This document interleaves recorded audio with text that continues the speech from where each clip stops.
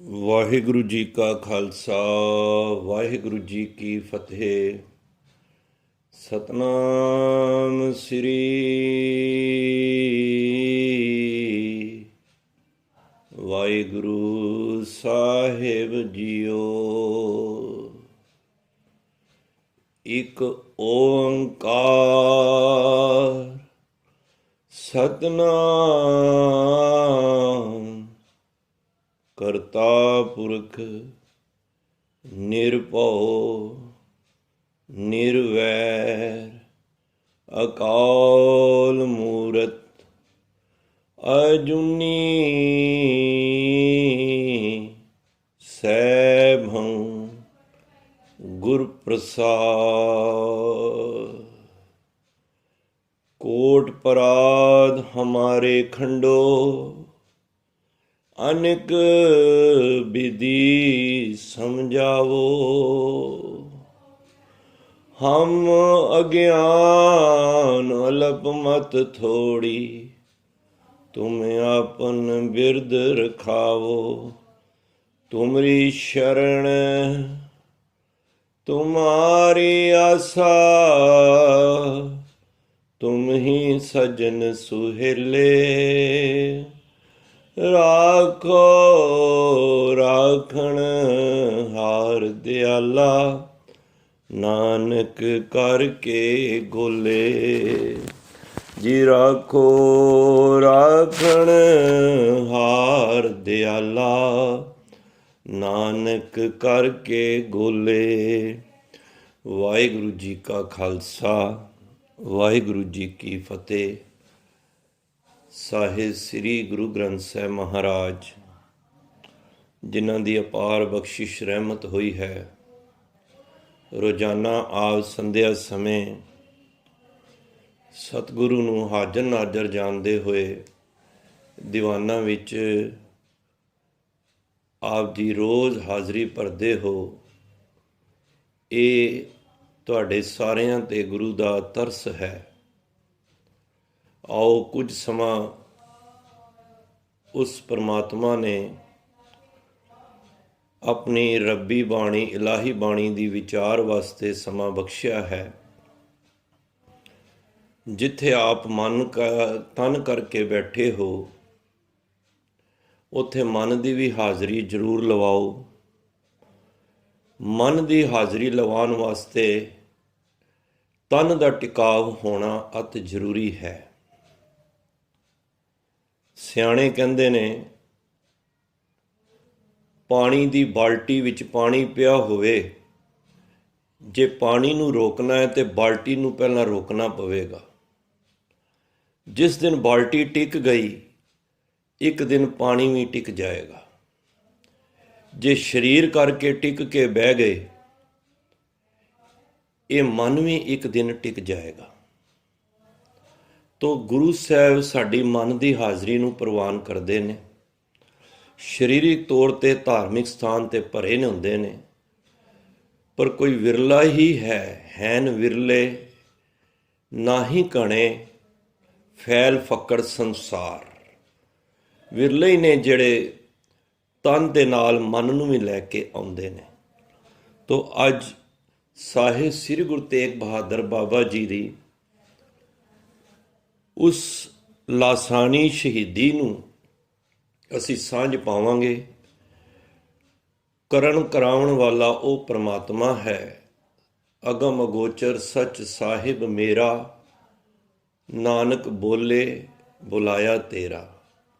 ਗੁਰੂ ਸਾਹਿਬ ਬਖਸ਼ਿਸ਼ ਕਰਨ। ਕੁਝ ਅਰਮਤਾ ਤੋਂ ਲੈ ਕੇ ਫਿਰ ਅਸੀਂ ਉਸ ਸ਼ਹਾਦਤ ਦੇ ਉਸ ਸਫ਼ਰ ਤੱਕ ਪਹੁੰਚਣ ਦਾ ਯਤਨ ਕਰੀਏ।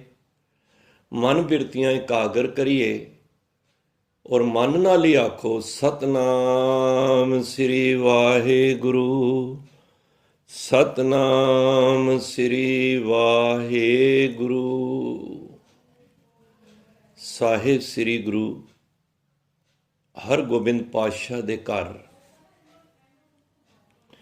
ਪਹਿਲੀ ਸੰਤਾਨ ਹੋਣ ਵਾਲੀ ਸੀ ਜਦੋਂ ਭਾਈ ਗੁਰਦਿੱਤਾ ਜੀ ਡਰੋਲੀ ਪਿੰਡ ਵਿਖੇ ਮਾਤਾ दामोदरी दी कुख तो जद जन्म लैना सी, उस स्थान ते जन्म होया। माता गंगा जो रिश्ते विच दादी लगदे सन, उस स्थान ते सन। गुरु हरगोबिंद पातशाह पहुंचे। वधाइयां दादी दे रही सी। सब तो ज़्यादा खुश भी माता गंगा सी। खुश तां सन ज़्यादा कि उन्हां दे घर भी औलाद काफ़ी लंबेरे समय तो भाव 8 कुछ साल बाद गुरु हरगोबिंद पातशाह का आगमन होया सी। ये इतिहास अलग है। और माता गंगा जी नूं पता सी कि जद तक औलाद नहीं हुई, जठानी करमों जो बहुत ताने दिंदी सी, कहंदे ने घर दी गरीबी दुख सहर जांदा है बंदा, पर घर औलाद ना होवे, कोई महने ताने दवे, वो बंदा बर्दाश्त नहीं कर पाता। फिर गुरु साहब ने बख्शिश की। बाबा बुढ़ा जी राही, ये गुरु का वड्डापन है जो अपने सिखां नूं मान दिंदे हन। ते 8 साल लंमेरे समय तो बाद घर दे विच औलाद हुई ते खुशियां आईयां। अज जद हरगोबिंद पातशाह दे घर दामोदरी दे कुख तो जद बालक बाबा गुरदित्ता जी, बाबा गुरदित्ता दीन दुनीक दा टिक्का, जो वर मंगिया सो वर दिता। ते वधाई अज हरगोबिंद पातशाह नूं मिली। ते हरगोबिंद पातशाह नूं असीस दादी माँ दे रही है, माता गंगा। ते अज हरगोबिंद पातशाह अपनी माता नूं कहंदे, महाराज माता जी जे असीस देनी है ना ते होर असीस दवो। वो माता मौज विच सन, क्योंकि बीबी भाणी नूं गुरु पिता दा, गुरु पत्नी दा भाव, उन्हां दे पति, उन्हां दे पुत्तर, उन्हां दे पिता, उन्हां दे पोतरे, उन्हां दे पड़पोतरे, अगों भी फिर पढ़ सारे ही इतना खिताब बीबी भाणी जी नूं मिलिया है। ते खुशी दे नाल असीस दित्ती, जाओ हरगोबिंद पातशाह तुहाडे घर जोड़ी रलेगी। ते महाराज हरगोबिंद पातशाह कहंदे ने, माता ये मनु असीस घट जाप रही है। देखो अपनी भावना नूं बनाइए ते तां ये प्रसंग सुनन विच बड़ा आनंद आएगा। ते जदों महाराज ने कहा तो फिर उन्हें कहा, जाओ तुहाडे घर जोड़ी होएगी, बई एक होर रल जाएगा। महाराज कहंदे ने, की होया हुण भी हले तुसी पूरी तरह खुश नहीं हो? महाराज कहंदे ने, ये भी छोटी असीस है। जाओ हरगोबिंद पातशाह तुहाडे घर 2-2 जोड़ियां होणगियां बालक दियां। महाराज कहंदे ने, जे तुठे हो तो कुछ होर। कहंदे ने, फिर जाओ तुहाडे घर 5 पुत्तर होणगे। ते फिर जद वेख्या ते हरगोबिंद पातशाह दे हल्ले भी चेहरे ते कुछ ऐसा सी मुख ते कि कुछ होर भी चाहते सन। कहंदे ने, माता जे त्रुठे हो ना, घर विच 4 या 5 बच्चे होण ना मुंडे, जे कुड़ी ना होवे ना, घर सुन्ना सुन्ना लगदा है। औरत दे नाल, कुड़ियां दे नाल ही घर भरे हुंदे ने, वेड़े खेड़दे चंगे लगदे ने। ते मैं चाहनिया जिसे तुसी त्रुठे हो तो एक किरपा कर दो, एक बच्ची दी भी दात झोली विच पा दो। देखो ये साडे वास्ते पूरने ने। इत्थे अगे पढ़ के ना चले जाइए। ਜਿਹੜੇ अपनी ਧੀਆਂ ਨੂੰ कुख ਦੇ ਵਿੱਚ ਮਾਰਦੇ ਨੇ, ਉਹ इस गल तो ध्यान रखो कि कुड़ी वास्ते महाराज ने कितनी खुशी मंगी। कोई त्रुठ रहा है, माता त्रुठ रही है तो कुड़ी दी दात मंग रहे हैं। ਸਮਾਂ ਪਿਆ, ਦੂਜਾ ਸਪੁੱਤਰ ਹੋਣਾ ਸੀ। ਜਦੋਂ ਮਹਾਰਾਜ ਪਹਿਲੇ ਤੇ ਭਾਈ ਗੁਰਦਿੱਤਾ ਜੀ ਹੋਏ, ਫਿਰ ਗੁਰੂ ਕੇ ਮਹਿਲ ਆ ਗਏ, ਜਿੱਥੇ ਸਾਰੇ ਇਹ 5 ਅੱਗੋਂ ਇਹਨਾਂ ਦੇ ਬੱਚੇ ਸਾਰੇ ਜਿਹੜੇ ਬਿਲਕੁਲ ਅਕਾਲ ਤਖਤ ਦੀ ਬੈਕ ਸਾਈਡ 'ਤੇ ਜਿਹੜੇ ਜਿਨ੍ਹਾਂ ਦਰਸ਼ਨ ਕੀਤਾ ਹੈ ਗੁਰੂ ਕੇ ਮਹਿਲ, ਜਿੱਥੇ ਗੁਰੂ ਤੇਗ ਬਹਾਦਰ ਸਾਹਿਬ ਦਾ ਵੀ ਪ੍ਰਕਾਸ਼ ਹੋਇਆ ਹੈ। ਉਸ ਵੇਲੇ ਫਿਰ ਦੂਜੇ ਜਿਹੜੇ ਘਰ ਵਿੱਚ ਔਲਾਦ ਹੋਈ ਉਹ ਬੀਬੀ ਵੀਰੋ ਹੋਈ ਸੀ। ਫਿਰ ਅਣੀ ਰਾਏ ਜੀ ਹੋਏ, ਫਿਰ ਅਟਲ ਰਾਏ ਜੀ, ਫਿਰ ਸੂਰਜਮਲ। ਜਦੋਂ ਲਾਸਟ ਵਿੱਚ 6ਵੀਂ ਔਲਾਦ 5ਵਾਂ ਪੁੱਤਰ ਗੁਰੂ ਤੇਗ ਬਹਾਦਰ ਬਾਬਾ ਜੀ ਦਾ ਪ੍ਰਕਾਸ਼ ਹੋਇਆ, ਉਸ ਵੇਲੇ ਹਰਗੋਬਿੰਦ ਪਾਤਸ਼ਾਹ ਸ੍ਰੀ ਹਰਿਮੰਦਰ ਸਾਹਿਬ ਵਿਖੇ ਆਸਾ ਦੀ ਵਾਰ ਸਰਵਣ ਕਰ ਰਹੇ ਸਨ, ਤੇ ਸੇਵਕਾਂ ਨੇ ਆ ਕੇ ਦੱਸਿਆ, ਮਹਾਰਾਜ ਤੁਹਾਡੇ ਘਰ 5ਵੇਂ ਲੜਕੇ ਦਾ ਘਰ ਪ੍ਰਕਾਸ਼ ਹੋਇਆ ਹੈ। ਮਹਾਰਾਜ ਨੇ ਆਸਾ ਦੀ ਵਾਰ ਦੀ ਸੰਪੂਰਨਤਾ ਹੋਣ ਤੇ ਭਾਈ ਗੁਰਦਾਸ ਜੀ, ਬਾਬਾ ਬੁੱਢਾ ਜੀ, ਹੋਰ ਸੰਗਤਾਂ ਖੁਸ਼ੀ ਦੇ ਨਾਲ ਆਪਣੇ ਘਰ ਪਹੁੰਚੇ, ਤੇ ਕੁਝ ਹੀ ਸਮਝ ਲਓ ਚੰਦ ਘੰਟੇ ਦਾ ਉਹ ਬਾਲਕ ਸੀ। ਮਹਾਰਾਜ ਨੇ ਆਪਣੇ ਕਰ ਕਮਲਾਂ ਤੇ ਲੈ ਲਿਆ, ਹੱਥ ਵਿੱਚ ਲੈ ਲਿਆ, ਬੜਾ ਖੁਸ਼ ਹੋਏ। ਮਹਾਰਾਜ ਨੇ ਉਸ ਵੇਲੇ ਨਾਮ ਵੀ ਤਿਆਗਮਲ ਰੱਖਿਆ, ਇਹ ਮਹਾਰਾਜ ਨੇ ਰੱਖਿਆ ਸੀ। ਅੱਗੇ ਚੱਲ ਕੇ ਯੁੱਧ ਵੇਖ ਕੇ ਮਹਾਰਾਜ ਨੇ ਤੇਗ ਬਹਾਦਰ ਰੱਖਿਆ ਸੀ। ਵੈਸੇ ਮੈਂ ਸਟੱਡੀ ਕਰ ਰਿਹਾ ਸੀ, ਤੇਗ ਬਹਾਦਰ ਇਹ ਪਾਰਸੀ ਦੇ ਵਰਡ ਨੇ, ਫਾਰਸੀ ਤੋਂ ਆਏ ਨੇ ਵਰਡ। ਵੈਸੇ ਜਿੰਨੇ ਗੁਰੂਆਂ ਦੇ ਨਾਮ ਨੇ ਨਾ, ਜਾਂ ਹਿੰਦੀ ਵਿੱਚ ਨੇ ਤੇ ਜਾਂ ਗੁਰਮੁਖੀ 'ਚ ਨੇ। ਗੁਰੂ ਨਾਨਕ ਦੇਵ ਜੀ ਇਹ ਹਿੰਦੀ ਦਾ ਵਰਡ ਹੈ, ਪਰ ਤੇਗ ਬਹਾਦਰ ਇਹ ਫਾਰਸੀ ਵਰਡ ਹੈ। ਤਾਂ ਮਹਾਰਾਜ ਨੇ ਇਹ ਨਾਮ ਉਸ ਵੇਲੇ ਰੱਖਿਆ। ਸਭ ਤੋਂ ਖੂਬੀ ਗੱਲ ਪਤਾ ਕੀ ਸੀ? ਮਹਾਰਾਜ ਨੇ ਸਭ ਤੋਂ ਪਹਿਲਾਂ ਉਸ ਬੱਚੇ ਦਾ ਮੱਥਾ ਚੁੰਮਿਆ, ਤੇ ਫਿਰ ਉਸ ਦੇ ਚਰਨ ਚੁੰਮੇ, ਛੋਟੇ ਜਿਹੇ ਝੁਕੇ ਵੀ। ਦੇਖੋ, ਸੰਗਤਾਂ ਨੇ ਵੇਖਿਆ ਗੁਰੂ ਦੇਖੋ ਉਦੋਂ ਹੀ ਝੁਕਦਾ ਹੈ ਜਦ ਗੁਰਤਾ ਗੱਦੀ ਦੇਣੀ ਹੁੰਦੀ ਹੈ। ਬੜੇ ਧਿਆਨ ਨਾਲ ਇਹ ਗੱਲ ਸਰਵਣ ਕਰਨਾ। ਹਾਲਾਂਕਿ ਪਹਿਲੇ ਵੀ 5 ਜੀਵ ਘਰ ਵਿੱਚ ਆਏ, ਖੁਸ਼ੀ ਵੀ ਹੋਈ, ਪਰ ਮਹਾਰਾਜ ਨੇ ਜੋ ਪਿਆਰ ਗੁਰੂ ਤੇਗ ਬਹਾਦਰ ਸਾਹਿਬ ਨੂੰ ਉੱਥੇ ਦਿੱਤਾ ਨਾ, ਫਿਰ ਸੰਗਤਾਂ ਨੇ ਨਾ ਆਪਸ ਵਿੱਚ ਗੱਲਬਾਤ ਕਰਨ ਲੱਗ ਪਏ ਕਿ ਮਹਾਰਾਜ ਨੇ ਚਰਨ ਵੀ ਚੁੰਮੇ ਨੇ ਤੇ ਝੁਕੇ ਵੀ ਨੇ। ਕਈ ਸੰਗਤਾਂ ਕਹਿਣ ਇਹਨਾਂ ਦਾ ਘਰ ਦਾ ਮਾਮਲਾ, ਅਸੀਂ ਕਿਉਂ ਬੋਲੀਏ? ਪਰ ਮਹਾਰਾਜ ਸਿੱਖ ਦੀ ਤਰੇੜ ਆ ਜਾਏ ਤੇ ਉਸ ਨੂੰ ਵੀ ਕੱਢਦੇ ਨੇ। 10-15 ਕੁ ਦਿਨ ਮੇਰਾ ਖਿਆਲ ਬੀਤੇ ਹੋਣੇ ਨੇ, ਸਾਰੀ ਸੰਗਤ ਆ ਗਈ ਮਹਾਰਾਜ ਕੋਲ। ਮਹਾਰਾਜ ਜਿਨ੍ਹਾਂ ਦੇ ਸਵਾਲ ਸੀ, ਤੁਸੀਂ ਝੁਕੇ ਹੋ, ਕੀ ਕਾਰਨ ਹੈ? ਮਹਾਰਾਜ ਕਹਿੰਦੇ ਜਿਨ੍ਹਾਂ ਦੀ ਸ਼ੰਕਾ ਹੈ ਉਹ ਸੁਣ ਲਓ। 2 ਵੱਡੇ ਕਾਰਨ ਨੇ। ਪਹਿਲਾ ਕਾਰਨ ਹੈ ਇਸ ਤਿਆਗਮਲ ਦੇ ਘਰ ਤੇਜ ਪ੍ਰਚੰਡ ਧਰੰਡ ਖਲਖੰਡ, ਇਸ ਦੇ ਗ੍ਰਹਿ ਸੁਤ ਬਲਵੰਡ। ਇਸ ਦੇ ਘਰ ਜਿਹੜਾ ਪੁੱਤਰ ਹੋਏਗਾ ਨਾ, ਉਹ ਬੜਾ ਤੇਜ ਬ੍ਰਹਮੰਡ ਹੋਏਗਾ, ਬੜਾ ਸ਼ਕਤੀਸ਼ਾਲੀ ਹੋਏਗਾ, ਔਰ ਦੁਸ਼ਮਣਾਂ ਦੇ ਸਿਰ ਭੰਨੇਗਾ। ਔਰ ਦੂਜਾ ਕਾਰਨ ਇਹ ਵੇ, ਜਦੋਂ ਇਸਨੇ ਗੁਰਤਾ ਗੱਦੀ ਤੇ ਬਹਿਣਾ ਨਾ, ਉਸ ਵੇਲੇ ਤਿਲਕ ਦੀ ਰਸਮ ਨਹੀਂ ਹੋਣੀ। ਦੇਖੋ, ਜਿੰਨੇ ਗੁਰੂ ਸਾਹਿਬਾਨ ਗੁਰਤਾ ਗੱਦੀ ਤੇ ਬੈਠੇ ਨਾ, 5 ਪੈਸੇ ਨਰੇਲ ਰੱਖ ਕੇ ਤੇ ਪਰਿਕਰਮਾ ਕੀਤੀ ਹੈ ਮਹਾਰਾਜ ਨੇ, ਸਭ ਨੇ। ਭਾਵੇਂ ਗੁਰੂ ਨਾਨਕ ਪਾਤਸ਼ਾਹ ਨੇ ਗੁਰੂ ਅੰਗਦ ਦੇਵ ਜੀ ਨੇ ਅਮਰਦਾਸ ਜੀ ਦੀ, ਤੇ ਝੁੱਕੇ ਵੀ ਨੇ, ਮੱਥਾ ਵੀ ਟੇਕਿਆ। ਇਹ ਇਤਿਹਾਸ ਹੈ ਸਾਡਾ।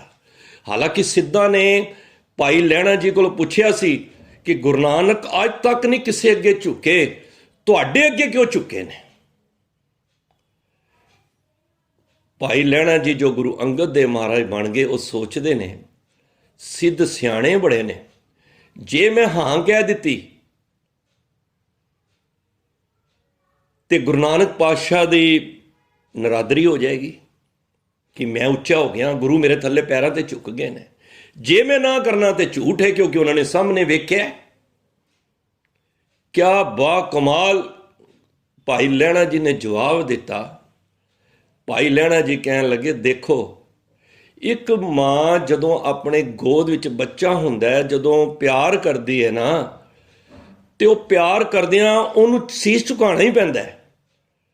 ਤੇ ਮੇਰੀ ਮਾਤਾ ਪਿਤਾ ਗੁਰੂ ਨਾਨਕ ਨੇ, ਉਹਨੇ ਮੈਨੂੰ ਪਿਆਰ ਕੀਤਾ ਹੈ। ਹੁਣ ਤੁਸੀਂ ਸਮਝੋ ਕਿ ਸੀਸ ਝੁਕਿਆ ਹੈ ਜਾਂ ਜੋ ਮਰਜ਼ੀ ਸਮਝ ਲਓ, ਪਰ ਮੈਨੂੰ ਗੁਰੂ ਨੇ ਪਿਆਰ ਦਿੱਤਾ ਹੈ। ਇਹ ਜੇ ਨਿਮਾਣੇਪਨ ਦੀ ਨਿਸ਼ਾਨੀ।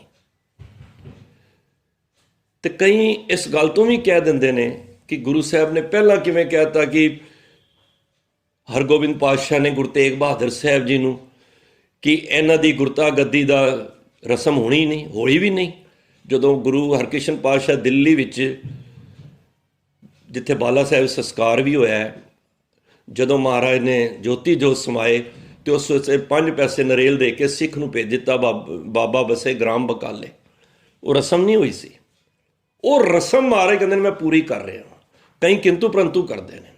ਦੇਖੋ ਬੀਬੀ ਭਾਣੀ ਜੀ ਨੂੰ ਪਹਿਲਾਂ ਹੀ ਮਹਾਰਾਜ ਨੇ ਸਾਰਾ ਅੱਗੇ ਦਾ 4 ਸਾਹਿਬਜ਼ਾਦਿਆਂ ਦਾ, ਗੁਰੂ ਤੇਗ ਬਹਾਦਰ ਦੀ ਸ਼ਹਾਦਤ ਦਾ ਸਾਰਾ ਚਮਕੌਰ ਦਾ ਉਹ ਦ੍ਰਿਸ਼ ਦਿਖਾ ਦਿੱਤਾ ਸੀ। ਹੋਰ ਗੁਰੂ ਰਾਮਦਾਸ ਪਾਤਸ਼ਾਹ ਨੇ ਆਦਮ ਜੀ ਜਿਹੜੇ ਮੰਗਣ ਆਏ ਸੀ, ਘਰ 4 ਸਪੁੱਤਰ ਹੋਣੇ ਸਨ, ਮਹਾਰਾਜ ਨੇ ਆਪਣੇ ਚੋਂ ਜਿਹੜਾ 3 ਸਪੁੱਤਰਾਂ ਬਾਅਦ 1 ਸਪੁੱਤਰ ਬਾਬਾ ਆਦਮ ਜੀ ਨੂੰ ਦੇ ਦਿੱਤਾ। ਗੁਰੂ ਸਭ ਕੁਝ ਕਰਨ ਵਿੱਚ ਸਮਰੱਥ ਹੈ। ਤੇ ਗੁਰੂ ਸਾਹਿਬ ਨੇ ਫਿਰ ਉਸ ਵੇਲੇ ਕਿਹਾ ਕਿ ਇਹ 2 ਕਾਰਨਾਂ ਕਰਕੇ ਮੈਂ ਇਸ ਦੇ ਪੈਰ ਵੀ ਚੁੰਮੇ ਨੇ, ਇਸ ਬਾਲਕ ਦੇ, ਤੇ ਇਸ ਦਾ ਮੱਥਾ ਵੀ ਚੁੰਮਿਆ ਤੇ ਮੈਂ ਝੁਕਿਆ ਵੀ ਹਾਂ। ਤੋ ਸਾਧ ਸੰਗਤ, ਗੁਰੂ ਤੇਗ ਬਹਾਦਰ ਮਹਾਰਾਜ ਦੀ, ਬਾਬਾ ਜੀ ਦੀ, ਬਹਾਦਰ ਜੀ ਦੀ ਬੜੀ 10 ਸਾਲ ਤੱਕ ਬਾਬਾ ਬੁੱਢਾ ਜੀ ਕੋਲ ਇਹਨਾਂ ਨੇ ਦੁਨਿਆਵੀ ਵਿਦਿਆ ਲਈ, ਸ਼ਸਤਰ ਵਿਦਿਆ ਲਈ, ਅਧਿਆਤਮਿਕ ਵਿਦਿਆ ਵੀ ਲਈ। ਹੁਣ ਅਸੀਂ ਇਤਿਹਾਸ ਵੱਲ ਆ ਜਾਈਏ। 1665 ਦੀ ਗੱਲ ਹੈ। ਮਹਾਰਾਜ ਦਾ 66 ਵਿੱਚ ਆਗਮਨ ਹੋਇਆ ਗੁਰੂ ਗੋਬਿੰਦ ਸਿੰਘ ਮਹਾਰਾਜ ਦਾ। 65 ਵਿੱਚ ਦਿੱਲੀ ਦੇ ਤਖਤ ਤੇ ਬਾਦਸ਼ਾਹ ਔਰੰਗਜ਼ੇਬ ਬੈਠਾ ਹੈ ਤਖਤ ਦੇ ਉੱਤੇ, ਕਿਉਂਕਿ ਉਸ ਦਾ ਪਹਿਲਾ ਨਾਮ ਸੀ ਅਬਦੁਲ ਮੁਜ਼ੱਫਰ ਮੁਹੀਦੀਨ ਮੁਹੰਮਦ। ਪਰ ਜਦੋਂ ਉਹ ਗੱਦੀ ਤੇ ਬੈਠਿਆ, ਉਹਨੇ ਆਪਣਾ ਨਾਮ ਪਲਟ ਕੇ ਔਰੰਗਜ਼ੇਬ ਰੱਖ ਲਿਆ। ਔਰੰਗ ਤੋਂ ਭਾਵ ਹੁੰਦਾ ਹੈ ਤਖਤ, ਤੇ ਜੇਬ ਹੁੰਦਾ ਸ਼ਿੰਗਾਰ। ਜਿਸ ਤਰ੍ਹਾਂ ਇਹ ਜੇਵਰ ਅੱਖਰ ਜੇਬ ਤੋਂ ਹੀ ਆਇਆ ਹੈ। ਜਿਹੜੀਆਂ ਤੁਸੀਂ ਲੇਡੀਜ਼ ਪਾਉਂਦੇ ਨੇ, ਜੇਵਰ ਪਾਉਂਦੇ ਨੇ ਨਾ, ਇਹ ਜੇਬ ਤੋਂ ਆਇਆ ਹੈ। ਬਈ ਤਖਤ ਦਾ ਸ਼ਿੰਗਾਰ। ਇੰਨਾ ਕਪਟੀ, ਇਤਨਾ ਸ਼ਾਤਰ, ਇਤਨਾ ਜ਼ਾਲਮ ਬਾਦਸ਼ਾਹ ਅੱਜ ਤੱਕ ਕਿਸੇ ਹਿਸਟਰੀ ਵਿੱਚ ਨਹੀਂ ਹੋਇਆ। ਸ਼ੱਕੀ ਸੁਭਾਅ ਦਾ ਸੀ। ਮੈਂ ਇੱਥੋਂ ਤੱਕ ਪੜ੍ਹ ਰਿਹਾ ਸੀ, ਇੱਕ ਜਗ੍ਹਾ ਮਦਰਸੇ ਸਾਰਾ ਪਰਿਵਾਰ ਗਿਆ, ਇਹ ਬਾਹਰ ਹੀ ਜੋੜਿਆਂ ਤੇ ਖੜਾ ਰਿਹਾ। ਛੋਟੀ ਉਮਰ ਸੀ ਔਰੰਗਜ਼ੇਬ ਦੀ। ਜਦ ਸਾਰੇ ਅੰਦਰ ਮਦਰਸੇ ਤੋਂ ਬਾਹਰ ਆਏ, ਬਾਹਰ ਆ ਕੇ ਕੀ ਵੇਖਿਆ, ਔਰੰਗਜ਼ੇਬ ਬਾਹਰ ਹੀ ਖੜਾ।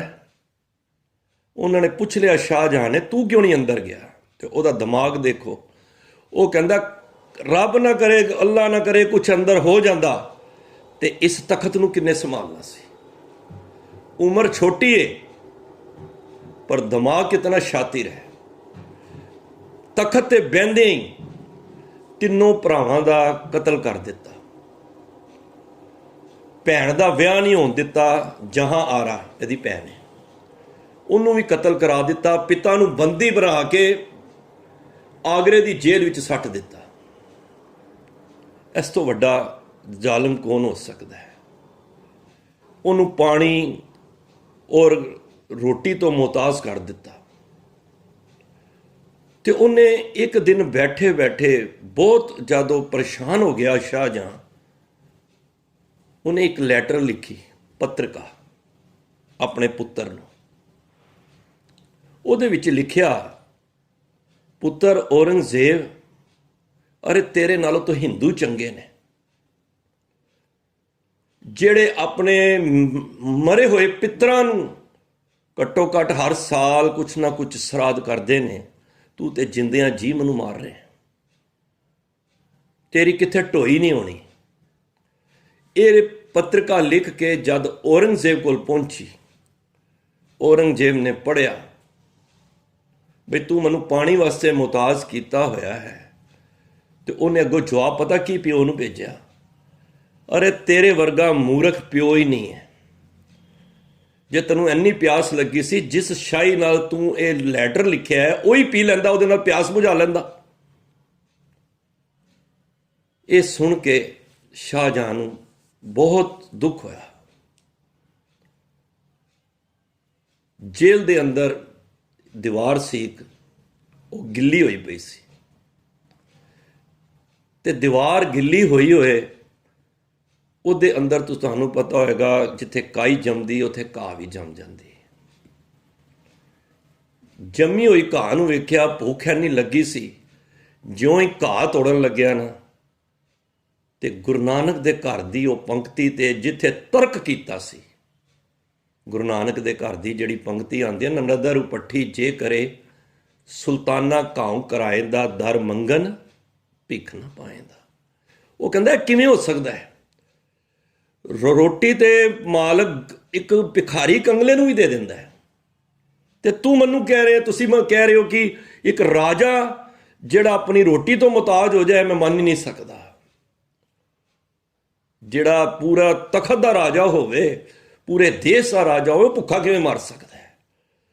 ਉਹਨਾਂ ਨੇ ਹਰਰਾਏ ਸਾਹਿਬ ਜੀ ਨੂੰ ਇਹ ਵਾਪਸ ਜਵਾਬ ਭੇਜਿਆ ਸੀ।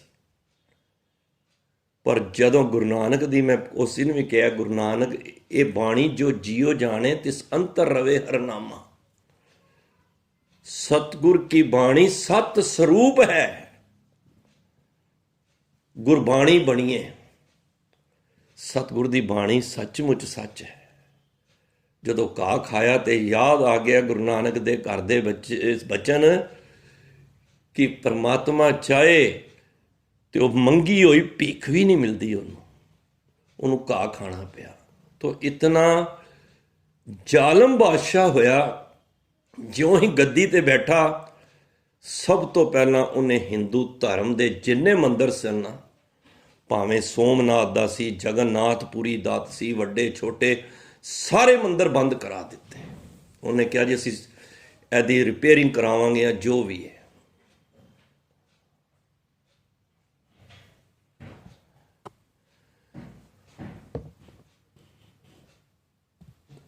ਤੇ ਉਹਨੇ ਜਦ ਇਹ ਗੱਲ ਕਹੀ ਤੇ ਕਿਸੇ ਵੀ ਹਿੰਦੂ ਧਰਮ ਦੇ ਵਿੱਚੋਂ ਸਾਧ ਸੰਗਤ ਕਿਸੇ ਨੇ ਆਵਾਜ਼ ਨਹੀਂ ਉਠਾਈ। ਉਹ ਤੇ ਸਮਝ ਗਿਆ ਇਹ ਤੇ ਕਾਇਰ ਕੌਮ ਹੈ,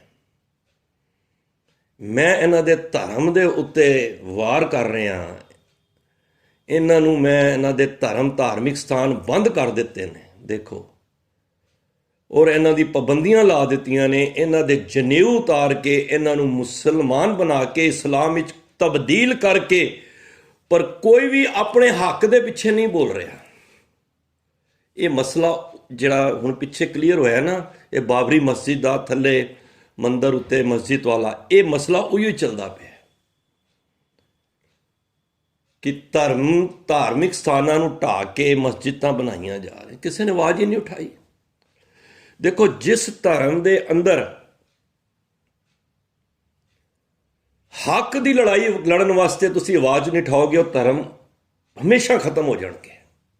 ਮੈਂ ਪਾਰਸੀ ਧਰਮ ਪੜ੍ਹਨਾ ਨਾ, ਇਤਨਾ ਨਾਮ ਸੀ, ਪਰ ਕੋਈ ਕੁਰਬਾਨੀ, ਕੋਈ ਹੱਕ ਪਿੱਛੇ ਲੜਿਆ ਹੋਵੇ, ਕੁਛ ਨਹੀਂ, ਧਰਮ ਖਤਮ ਹੋ ਗਿਆ। ਜੈਨ ਧਰਮ ਇੱਕ ਟਾਈਮ ਸੀ, ਇਤਨਾ ਨਾਮ ਸੀ, ਪਰ ਕੋਈ ਹੱਕ ਦੀ ਮੰਗ ਹੀ ਨਹੀਂ ਹੈ। ਦੇਖੋ, ਸਿੱਖ 550 ਸਾਲ ਹੋ ਗਏ ਨੇ ਹੱਕ ਦੇ, ਪੂਰੇ ਆਲ ਓਵਰ ਵਰਲਡ ਵਿੱਚ ਅੱਜ ਸਿੱਖ ਦੀ ਪਛਾਣ ਹੈ ਭਾਵੇਂ 2% ਨੇ। ਇਹ ਤੁਹਾਨੂੰ ਹੀ ਪਤਾ ਹੋਏਗਾ, ਕਿਉਂਕਿ ਸਿੱਖ ਹਮੇਸ਼ਾ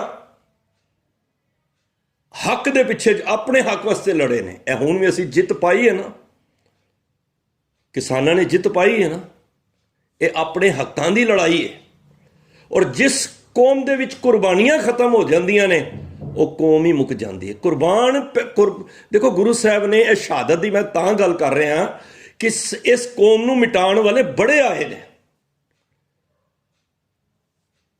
ਵਜ਼ੀਦੇ ਵਰਗੇ ਆਏ ਨੇ, ਹੋਰ ਕਈ ਆਏ ਨੇ, ਮੁਗਲ ਸ਼ਾਸਨ ਕਿੰਨਾ ਆਇਆ ਵੇ, ਅੰਗਰੇਜ਼ ਆਏ ਨੇ, ਹੁਣ ਵੀ ਹਾਲੇ ਤੱਕ ਕੋਈ ਟੱਕਰ ਲੈ ਰਿਹਾ ਹੈ। ਪਰ ਸਾਧ ਸੰਗਤ ਕੋਈ ਅਪੜ ਨਹੀਂ ਪਾਇਆ। ਕਿਉਂ? ਕਿਉਂਕਿ ਇਸ ਦੀਆਂ ਜੜ੍ਹਾਂ ਕੁਰਬਾਨੀ ਦੀਆਂ ਨੇ। ਇਹ ਨਹੀਂ ਕਿ ਗੁਰੂ ਸਾਹਿਬ ਦੇ ਸਮੇਂ ਕੁਰਬਾਨ ਜਾਂਦੀ ਹੈ, ਅੱਜ ਵੀ ਕਿਸਾਨ ਦਾ ਤੁਸੀਂ ਦੇਖੋ 700-800 ਬੰਦਾ ਸ਼ਹੀਦ ਹੋਇਆ ਹੈ। ਇਹ ਤੇ ਸ਼ਹੀਦ ਉਹਨੂੰ ਕਹਿ ਦਿੰਦੇ ਜਿਹੜਾ ਵੈਸੇ ਹੀ ਮਰ ਜਾਏ, ਨਹੀਂ, ਜਿਹੜਾ ਹੱਕ ਦੀ ਲੜਾਈ ਵਾਸਤੇ, ਜੋ ਸੱਚ ਦੇ ਪਿੱਛੇ ਲੜ ਰਿਹਾ ਹੈ, ਅੱਜ ਵੀ ਸਿੱਖ ਤਿਆਰ ਨੇ ਕੁਰਬਾਨੀ ਦੇਣ ਵਾਸਤੇ। ਪਿੱਛੇ 84 ਬੀਤਿਆ, ਜਿਹੜੇ ਸਾਡੀ ਏਜ ਦੇ ਨੇ ਉਹਨਾਂ ਨੂੰ ਪਤਾ ਹੈ ਕਿਵੇਂ ਢਾਹ ਢੇਰੀ ਕਰ ਦਿੱਤਾ ਸੀ ਅਕਾਲ ਤਖਤ ਸਾਹਿਬ, ਜਾਣਦੇ ਹੋਗੇ। 84 ਦੇ ਅੰਦਰ ਪੂਰਾ ਢੇਰੀ ਕਰ ਦਿੱਤਾ ਸੀ। 85 ਵਿੱਚ ਗੌਰਮਿੰਟ ਨੇ ਮਿਲ ਕੇ, ਇਹ ਦਲ ਸੀ ਬਾਬਾ ਬੁੱਢਾ ਜੀ ਦਾ ਦਲ ਸੀ ਕੋਈ, ਸੰਤਾ ਸਿੰਘ ਨਾਲ ਮਿਲ ਕੇ ਗੌਰਮਿੰਟ ਦੇ ਖਰਚੇ ਤੇ ਉਹਨਾਂ ਨੇ ਅਕਾਲ ਤਖਤ 85 ਵਿੱਚ ਬਣਾਇਆ। ਜਿਨ੍ਹਾਂ ਨੂੰ ਇਸ ਗੱਲ ਦੀ ਨੌਲੇਜ ਹੈ, ਜਿਹੜੇ ਉਸ ਟਾਈਮ ਦੇ ਪ੍ਰੈਜ਼ੀਡੈਂਟ ਸੀ। ਇਹ 85 ਦੀ ਗੱਲ ਹੈ, 1 ਸਾਲ ਅਕਾਲ ਤਖਤ ਢਹਿ ਰਿਹਾ ਹੈ। 86 ਵਿੱਚ ਇੱਕ ਸਰਬਤ ਖਾਲਸਾ ਇਕੱਠਾ ਹੋਇਆ ਹਰਿਮੰਦਰ ਸਾਹਿਬ ਅਕਾਲ ਤਖਤ। ਇਹ ਮੀਟਿੰਗ ਹੋਈ ਕਿ ਅਸੀਂ ਗੌਰਮਿੰਟ ਦੇ ਖਰਚੇ ਤੇ ਅਕਾਲ ਤਖਤ ਅਸੀਂ ਨਹੀਂ ਬਣਾ, ਇੱਥੋਂ ਸਾਨੂੰ ਕੁਝ ਪ੍ਰਾਪਤ ਨਹੀਂ ਹੋਏਗਾ। ਇੱਕ ਕਾਰ ਸੇਵਾ ਰਾਹੀਂ ਬਣੇਗਾ ਔਰ ਇੱਕ ਪਾਈ ਦੇ ਕੇ ਸੰਗਤ ਦਾ ਤਿਲ ਫੁੱਲ ਲੈ ਕੇ ਅਸੀਂ ਗੁਰੂ ਘਰ ਬਣਾਵਾਂਗੇ। ਇਹ ਜਿੰਨੇ ਗੁਰੂ ਘਰ ਨੇ ਨਾ, ਤਾਂ ਹੀ ਸਭ ਦਾ ਤਿਲ ਫੁੱਲ ਪੈਂਦਾ ਹੈ। ਇਹ ਕਿਸੇ ਕੋਈ ਰਾਜੇ ਦੀ ਜਗੀਰ ਨਹੀਂ ਹੈ। ਇਹ ਕਿਹਾ ਸੀ ਅਕਬਰ ਬਾਦਸ਼ਾਹ ਨੇ, ਮਹਾਰਾਜ ਕੋ ਤੇ ਇਹ ਲੰਗਰ ਮੇਰੀ ਤਰਫ ਹੋ ਜਾਣ। ਮਹਾਰਾਜ ਕਹਿੰਦੇ ਨੇ ਕਿਸੇ ਦੀ ਜਾਗੀਰ ਨਹੀਂ ਹੈ, ਇਹ ਤੇ ਸੰਗਤ ਦੇ ਤਿਲ ਫੁੱਲ ਦੇ ਨਾਲ ਲੰਗਰ ਚੱਲਦੇ ਨੇ ਔਰ ਇਹਦੇ 'ਚ ਬਰਕਤ ਹੁੰਦੀ ਹੈ। ਇਹ ਕੋਈ ਸ਼ਾਹੀ ਠਾੜ ਬਾਟ ਵਾਲਾ ਕੋਈ ਲੰਗਰ ਨਹੀਂ ਚਲਾ ਰਿਹਾ, ਔਰ ਨਾ ਇਸ ਭੁਲੇਖੇ 'ਚ ਰਵੇ। ਢਾਹ ਢੇਰੀ ਕੀਤਾ 86 ਵਿੱਚ ਦੁਬਾਰਾ ਉਹਨੂੰ ਅਕਾਲ ਤਖਤ ਨੂੰ ਬਣਾਇਆ ਗਿਆ। ਮੇਰੇ ਕਹਿਣ ਤੋਂ ਮੁਰਾਦ ਕਿ ਜਿਹੜੀ ਕੌਮਾਂ ਦੇ ਅੰਦਰ ਜ਼ਮੀਰ ਮਰ ਜਾਂਦਾ ਹੈ, ਜਿਹੜੇ ਹੱਕ ਦੇ ਪਿੱਛੇ ਬੋਲਦੇ ਨਹੀਂ ਨੇ, ਉਹ ਧਰਮ ਅੱਜ ਵੀ ਨਹੀਂ ਨੇ ਤੇ ਕੱਲ ਵੀ ਨਹੀਂ ਨੇ। ਸਿੱਖ ਧਰਮ ਕਦੀ, ਕਿਉਂ? ਸਿੱਖ ਜਜ਼ਬੇ ਦਾ, ਅਣਖ ਗੈਰਤ ਦੀ ਜ਼ਿੰਦਗੀ ਜੀਣ ਵਾਲੇ ਨੇ। ਉਹ ਆਪਣੇ ਹੱਕ ਵਾਸਤੇ ਲੜਦੇ ਨੇ। ਦੱਸੋ ਅੱਜ ਤੱਕ ਸਿੱਖਾਂ ਨੇ ਰੋਡਾਂ ਤੇ ਆ ਕੇ ਕਿਸੇ ਦੇ ਦੂਜੇ ਧਰਮ ਦੇ ਧਾਰਮਿਕ ਸਥਾਨਾਂ ਨੂੰ ਕਦੀ ਚੋਟ ਪਹੁੰਚਾਈ ਹੋਵੇ? ਉਹ ਤਦ ਹੀ ਨਿਕਲਦੇ ਨੇ ਜਦ ਕਿਸੇ ਦੇ ਧਰਮ ਦੀ ਆਂਚ ਆਈ ਹੋਵੇ ਜਾਂ ਗੁਰੂ ਦੇ ਉੱਤੇ ਕਿਸੇ ਨੇ ਟਿੱਪਣੀ ਕੀਤੀ ਹੋਵੇ, ਤਾਂ ਰੋਡਾਂ ਤੇ ਆਉਂਦੇ ਨੇ। ਕਿਸੇ ਨੂੰ ਦੱਸੋ ਅੱਜ ਤੱਕ ਸਿੱਖ ਕੋਈ ਰੋਇਟਸ ਕਰਨ ਵਾਸਤੇ ਨਿਕਲਿਆ ਹੋਵੇ, ਕਿਸੇ ਦਾ ਮਾਲੀ ਜਾਨੀ ਨੁਕਸਾਨ ਕਰਨ ਵਾਸਤੇ ਨਿਕਲਿਆ ਹੋਵੇ? ਨਹੀਂ, ਇਤਿਹਾਸ ਹੈ। ਜੇ ਕੋਈ ਇਸ ਗੱਲ ਨੂੰ, ਸਿੱਖ ਧਰਮ ਨੂੰ ਸਮਝ ਜਾਵੇ, ਜਦੋਂ ਇਤਨਾ ਕਹਿਰ ਨੇ ਹਿੰਦੁਸਤਾਨ ਵਿੱਚ ਮਚਾ ਦਿੱਤਾ ਤੇ ਕੋਈ ਬੋਲਣ, ਕਰੋੜਾਂ ਦੀ ਆਬਾਦੀ ਸੀ ਪਰ ਕੋਈ ਬੋਲਣ ਵਾਲਾ ਕੋਈ ਨਹੀਂ ਸੀ। ਇਹ ਸਾਰੇ ਛੁਪ ਕੇ ਜਾ ਕੇ ਕਸ਼ਮੀਰ ਦੇ ਵਿੱਚ, ਕਾਂਸ਼ੀ ਤੋਂ, ਦੋ ਹੀ ਸਥਾਨ ਸੀ ਇਹਨਾਂ ਦੇ, ਇੱਕ ਕਾਂਸ਼ੀ ਜਿੱਥੇ ਵੱਡੇ ਵੱਡੇ ਬ੍ਰਾਹਮਣ ਵਿਦਵਾਨ ਰਹਿੰਦੇ ਸਨ, ਤੇ ਇੱਕ ਸੀ ਕਸ਼ਮੀਰ। ਕਿਉਂਕਿ ਕਿਸੇ ਧਰਮ ਨੂੰ ਖਤਮ ਕਰਨਾ ਹੋਵੇ ਨਾ, ਉਹਦਾ ਧਾਰਮਿਕ ਕੇਂਦਰ ਸਥਾਨ ਹੈ ਨਾ, ਉਹਨੂੰ ਢਾਹ ਦਿਓ, ਉਹਦੀ ਹੁਜਮਤ ਨੂੰ, ਉਹਦੀ ਤਾਕਤ ਨੂੰ ਖਤਮ ਕਰ ਦਿਓ, ਧਰਮ ਤੁਹਾਡਾ ਨੀਵਾਂ ਹੋ ਜਾਏਗਾ। ਇਹਨਾਂ ਨੇ ਇਹ ਕੀਤਾ ਨਾ। ਅਕਾਲ ਤਖਤ ਕਿੰਨੀ ਵਾਰੀ ਢਾਇਆ ਗਿਆ। ਉਹ ਛੁਪ ਕੇ ਚਲੇ ਗਏ ਕਸ਼ਮੀਰ ਵਿੱਚ, ਤੇ ਔਰੰਗਜ਼ੇਬ ਨੇ ਜਦ ਪਿੱਛਾ ਕੀਤਾ, ਉਹਦੇ ਅਹਿਲਕਾਰਾਂ ਨੇ, ਸੈਨਿਕਾਂ ਨੇ, ਸਿਪਾਹੀਆਂ ਨੇ ਕਹਿ ਲਓ, ਉਹ ਜਾ ਕੇ ਅਮਰਨਾਥ ਦੀ ਗੁਫਾ, ਕਿਰਪਾ ਰਾਮ ਜੀ ਆਪਣੇ 39 ਬੰਦਿਆਂ ਦੇ ਨਾਲ ਉੱਥੇ ਛੁਪ ਗਏ। ਵਿਦਵਾਨ ਸਨ, ਤਾਂ ਹੀ ਗੁਰੂ ਸਾਹਿਬ ਨੇ ਸਾਨੂੰ ਸੰਤ ਸਿਪਾਹੀ ਬਣਾਇਆ। ਕਿਉਂ ਕਹਿੰਦੇ ਹੋ ਅੰਮ੍ਰਿਤ ਛਕੋ? ਕਿਉਂਕਿ ਸੈਲਫ ਡਿਫੈਂਸ ਬਣਾਇਆ ਹੈ। ਜਿੱਥੇ ਸੰਤ ਹੈ ਉੱਥੇ ਸਿਪਾਹੀ ਵੀ ਹੈ। ਕਿਸੇ ਦੀ ਆੜ ਲੈਣ ਵਾਸਤੇ, ਕਿਸੇ ਦੀ ਮਦਦ ਲੈਣ ਵਾਸਤੇ ਗੁਰੂ ਸਾਹਿਬ ਨੇ ਕਿਹਾ ਆਪਣੀ ਮਦਦ, ਆਪਣੀ ਰੱਖਿਆ, ਡਿਫੈਂਸ ਆਪ ਕਰਨੀ ਹੈ। ਅਸੀਂ 40 ਦਿਨ ਉੱਥੇ ਗੁਫਾ ਵਿੱਚ ਰਹੇ ਤੇ ਇੱਕ ਰਾਤ ਨੂੰ ਸੁਪਨਾ ਆਇਆ ਕਿਰਪਾ ਰਾਮ ਜੀ ਨੂੰ। ਕਹਿੰਦੇ ਨੇ ਇਤਿਹਾਸ ਹੈ ਕਿ ਸ਼ਿਵ ਜੀ ਮਹਾਰਾਜ ਨੇ ਕਿਹਾ ਜੇ ਤੁਹਾਡਾ ਕੋਈ ਧਰਮ ਬਜਾ ਸਕਦਾ ਨਾ ਤੇ ਉਹ ਗੁਰੂ ਨਾਨਕ ਦਾ ਦਰ ਹੈ। ਤੁਸੀਂ ਜਾਓ ਗੁਰੂ ਨਾਨਕ ਦੇ ਦਰ ਤੇ ਜਾ ਕੇ ਝੋਲੀ ਅੱਡੋ, ਕਿਉਂਕਿ ਗੁਰੂ ਨਾਨਕ ਦਾ ਦਰ ਐਸਾ ਹੈ ਇੱਥੇ ਹਰ ਇੱਕ ਨੂੰ ਪਨਾਹ ਮਿਲਦੀ ਹੈ। ਜੋ ਆਵੇ, ਜੋ ਸ਼ਰਨ ਆਵੇ ਤਿਸ ਕੰਠ ਲਾਵੇ, ਇਹ ਬਿਰਧ ਸੁਆਮੀ ਸੰਦਾ। ਜੋ ਵੀ ਮਨ ਕਰਕੇ ਸ਼ਰਨ ਆਂਦਾ ਹੈ ਗੁਰੂ ਉਸ ਨੂੰ ਗੱਲ ਲਾ ਲੈਂਦਾ ਹੈ। ਇਹ ਗੁਰੂ ਦਾ ਸੁਭਾਅ ਹੈ, ਗੁਰੂ ਦੀ ਨੇਚਰ ਹੈ। ਗਏ ਅੰਮ੍ਰਿਤਸਰ, ਪਤਾ ਲੱਗਿਆ ਗੁਰੂ ਤੇ ਅਨੰਦਪੁਰ ਸਾਹਿਬ ਨੇ, ਤੇ ਅਨੰਦਪੁਰ ਸਾਹਿਬ ਪਹੁੰਚ ਗਏ। ਵੈਸੇ ਉੱਥੇ ਦਮਦਮਾ ਸਾਹਿਬ ਹੈ ਜਿੱਥੇ ਇੱਕ ਕਿਰਪਾ ਰਾਮ ਨੇ ਪੁਕਾਰ ਕੀਤੀ ਸੀ, ਤੇ ਇੱਕ ਸੀਸਗੰਜ ਸਾਹਿਬ ਹੈ ਜਿੱਥੇ ਮਹਾਰਾਜ ਦਾ ਸੀਸ ਸੰਸਕਾਰ ਹੋਇਆ ਸੀ। ਚਲੋ ਇਹ ਅੱਗੇ ਚੱਲ ਕੇ ਜੇ ਸਮਾਂ ਹੋਇਆ ਤੇ ਵਿਚਾਰ ਕਰਾਂਗੇ। ਮੈਂ ਤਾਂ ਡਿਟੇਲ ਵਿੱਚ ਲੈ ਰਿਹਾ ਕਿ ਸਾਨੂੰ ਇਸ ਵੱਲ ਦਾ ਗਿਆਨ ਹੋ ਜਾਏ ਕਿ ਸਾਡੇ ਧਰਮ ਵਿੱਚ ਕਿਸ ਤਰ੍ਹਾਂ ਦਾ ਇਹ ਮੋੜ ਆਇਆ ਹੈ। ਉਹ ਆ ਗਏ ਅਨੰਦਪੁਰ ਸਾਹਿਬ। ਫਿਰ ਤੁਹਾਨੂੰ ਵਾਕਿਆ ਪਤਾ ਹੈ, ਉਹਨਾਂ ਨੇ ਅਰਦਾਸਾਂ ਬੇਨਤੀਆਂ ਕੀਤੀਆਂ ਤੇ ਫਿਰ ਗੋਬਿੰਦ ਰਾਏ ਜੀ ਨੇ ਕਿਹਾ ਇਹ ਕਿਸ ਕਾਰਨ ਆਏ ਨੇ, ਕਿਉਂ ਉਦਾਸ ਨੇ ਇਹ ਪੰਡਿਤ ਲੋਕ? ਤੇ ਮਹਾਰਾਜ ਨੇ ਕਿਹਾ ਇਹਨਾਂ ਦਾ ਧਰਮ ਖਤਰੇ ਤੇ ਵੇ, ਇਹਨਾਂ ਦਾ ਧਰਮ ਖਤਰੇ ਤੇ ਵੇ। ਤੇ ਕੋਈ ਮਹਾਂਪੁਰਖ ਨਾਮ ਜਪਣ ਵਾਲਾ, ਕੋਈ ਰਸੀਆ ਨਾਮ ਦਾ, ਉਹ ਕੁਰਬਾਨੀ ਦਵੇ ਤੇ ਇਹਨਾਂ ਦਾ ਧਰਮ ਬਚ ਸਕਦਾ ਹੈ। ਮੈਂ ਪਹਿਲਾਂ ਵੀ ਉਸ ਦਿਨ ਵੀ ਕਿਹਾ ਸੀ ਕਿ ਇਹ ਨਾ ਹੋਵੇ, ਗੁਰੂ ਤੇਗ ਬਹਾਦਰ ਸਾਹਿਬ ਨੇ ਇੱਕ ਵਾਅਦਾ ਉਹਨਾਂ ਕੋਲ ਵੀ ਕਰਾਇਆ ਸੀ ਕਿ ਪੰਡਤ ਜੀ ਤੁਸੀਂ ਕਿਧਰੇ ਇਹ ਨਾ ਹੋਵੇ ਮਾਇਆ ਲੈ ਕੇ ਜਾਂ ਉਹਦੇ ਵਾਸਤੇ ਤੁਸੀਂ ਉਹਨਾਂ ਵੱਲ ਹੋ ਜਾਓ ਤੇ ਫਿਰ ਗੱਲ ਕਿਤੇ ਪੁੱਠੀ ਨਾ ਪੈ ਜਾਏ। ਹੁੰਦਾ ਐਵੇਂ ਹੀ ਹੈ ਪੋਲਿਟਿਕਸ ਦੇ ਅੰਦਰ, ਜਿਹੜਾ ਅਗੇਂਸਟ ਹੁੰਦਾ ਉਹ ਜਾ ਕੇ ਉਹਨਾਂ ਨਾਲ ਮਿਲ ਜਾਂਦਾ। ਪਹਿਲਾਂ ਤੇ ਧਰਮ ਦੀਆਂ ਬੜੀਆਂ ਉੱਚੀਆਂ ਗੱਲਾਂ ਕਰਦਾ, ਫਿਰ ਮੌਕੇ ਦੇ ਵਿੱਚ ਚੇਂਜ ਹੋ ਜਾਂਦਾ। ਵਾਅਦਾ ਕੀਤਾ ਤੇ ਗੋਬਿੰਦ ਰਾਏ ਜੀ ਨੇ ਕਿਹਾ ਫਿਰ ਤੁਹਾਡੇ ਤੋਂ ਵੱਡਾ ਮਹਾਂਪੁਰਖ ਕਿਹੜਾ ਹੋਣਾ ਹੈ? ਮਹਾਰਾਜ ਨੂੰ ਆਪ ਫਿਰ ਚੱਲ ਕੇ 5 ਸਿੰਘ ਗਏ। ਭਾਈ ਮਤੀ ਦਾਸ ਜੀ, ਭਾਈ ਸਤੀ ਦਾਸ ਜੀ, ਇਹ ਦੋਨੋਂ ਸਕੇ ਭਰਾ ਸਨ। ਭਾਈ ਦਿਆਲਾ ਜੀ, ਇਹ ਭਾਈ ਮਣੀ ਸਿੰਘ ਦੇ ਭਰਾ ਸਨ, ਜਿਹੜੇ 95 ਸਾਲ ਦੀ ਉਮਰ ਵਿੱਚ ਬੰਦ ਕਟਾਏ, ਜਿਹੜੀ ਅਰਦਾਸ ਕਰਨੇ ਆ, ਉਹਨਾਂ ਦੇ ਭਰਾ ਸੀ। ਉਹਨਾਂ ਦੇ ਵੱਡੇ ਭਰਾ ਸਨ ਮਨੀ ਸਿੰਘ ਦੇ ਭਾਈ ਦਿਆਲਾ ਜੀ। ਇੱਕ ਭਾਈ ਗੁਰਦਿੱਤਾ ਜੀ ਗਏ ਤੇ ਇੱਕ ਭਾਈ ਜੇਤਾ ਜੀ ਗਏ। ਇਹ 5 ਸਿੰਘ ਆਗਰੇ ਪਹੁੰਚੇ ਤੇ ਆਗਰੇ ਤੋਂ ਇਹਨਾਂ ਨੂੰ ਗ੍ਰਿਫਤਾਰ ਕਰਕੇ ਦਿੱਲੀ ਲਿਆਂਦਾ ਗਿਆ। ਗੁਰੂ ਸਾਹਿਬ ਨਾਲ ਸਨ। ਦੇਖੋ ਇਤਿਹਾਸ ਨੂੰ, ਸਾਡਾ ਇਤਿਹਾਸ ਕੀ ਹੈ। ਹੁਣ ਚੱਲ ਕੇ ਦਿੱਲੀ ਆਏ। ਦਿੱਲੀ ਆ ਕੇ ਔਰੰਗਜ਼ੇਬ ਨੇ ਜੋ ਕਾਜੀ ਨੂੰ ਹੁਕਮ ਕੀਤਾ ਹੋਇਆ ਸੀ ਉਸ ਮੁਤਾਬਕ ਉਹਨਾਂ ਨੇ 3 ਸ਼ਰਤਾਂ ਪਹਿਲਾਂ ਭਾਈ ਮਤੀ ਦਾਸ ਜੀ ਦੇ ਅੱਗੇ ਰੱਖੀਆਂ ਕਿ ਤੁਸੀਂ ਧਰਮ ਕਬੂਲ ਕਰ ਲਓ। ਇੱਕ ਵਾਰੀ ਕਹਿ ਦਿਓ ਕਿ ਸਿੱਖੀ ਨਹੀਂ ਮਨਜ਼ੂਰ, ਅਸੀਂ ਤੁਹਾਡੇ ਨਾਮ ਜਗੀਰਾਂ ਲਵਾ ਦਾਂਗੇ, ਪੰਜਾਬ ਲਾਹੌਰ ਤੁਹਾਡੇ ਨਾਮ ਸੂਬੇਦਾਰ ਬਣਾ ਦਾਂਗੇ। ਦੇਖੋ ਸਾਡੇ ਵਰਗਾ ਹੋਵੇ ਨਾ ਕੋਈ, ਅਸੀਂ ਅੱਜ ਲਾਲਚਵਸ਼ ਹੋ ਕੇ ਆਪਣੇ ਧਰਮ ਨੂੰ ਕ੍ਰਿਸਚਨ ਧਰਮ ਵਿੱਚ ਬਹੁਤ ਕਨਵਰਟ ਹੋ ਰਹੇ ਨੇ। ਕਈ ਸਿਰਫ ਪੈਸੇ ਦੀ ਖੇਡ ਹੈ। ਪਰ ਭਾਈ ਮਤੀ ਦਾਸ ਜੀ ਇਸ ਤਰ੍ਹਾਂ ਦੇ ਸਿੱਖ ਨਹੀਂ ਸਨ। ਉਹ ਡੋਲੇ ਨਹੀਂ। ਉਹ ਕਹਿੰਦੇ ਕਰਵਟ ਭਲਾ ਨਾ ਕਰਵਟ ਤੇਰੀ, ਲਾਖ ਗਲੇ ਸੁਣ ਬਿਨਤੀ ਮੇਰੀ। ਮੈਨੂੰ ਗੁਰੂ ਦੀ ਪਿੱਠ ਨਹੀਂ ਚਾਹੀਦੀ, ਮੈਨੂੰ ਆਰਾ ਚਾਹੀਦਾ। ਜੇ ਗੁਰੂ ਦੀ ਜਦੋਂ ਗੁਰੂ ਦੇ ਪਾਸੇ ਹੋ ਜਾਵਾਂਗੇ ਨਾ, ਦੂਜੀ ਬੇੜੀ 'ਚ ਪੈਰ ਰੱਖਾਂਗੇ ਤੇ ਸਮਝੋ ਕਿ ਗੁਰੂ ਦੀ ਪਿੱਠ ਹੋ ਗਈ ਸਾਡੇ ਵੱਲ।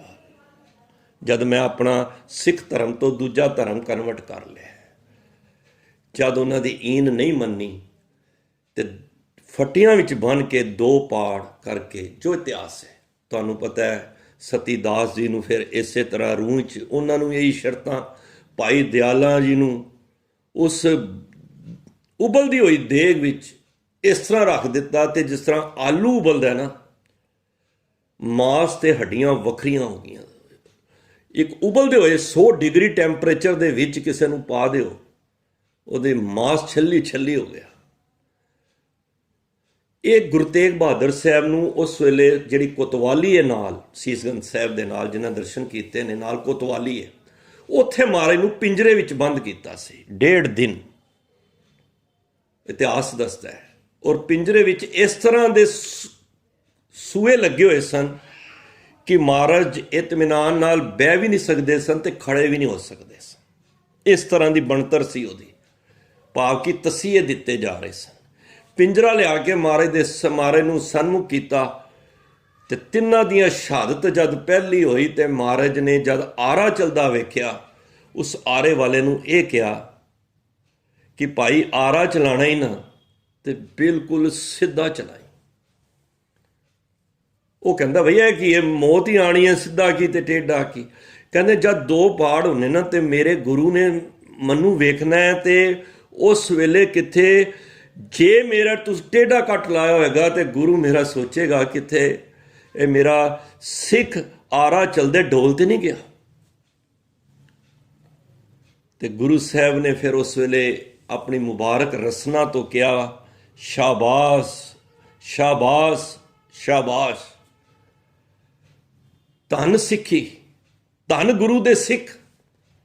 ਦੇਖੋ ਗੁਰੂ ਦਾ ਕਿੰਨਾ ਅੱਜ ਸਾਰੀ ਦੁਨੀਆ ਨਕਮਸਤਕ ਹੁੰਦੀ ਹੈ ਉਸ ਸਥਾਨ ਤੇ।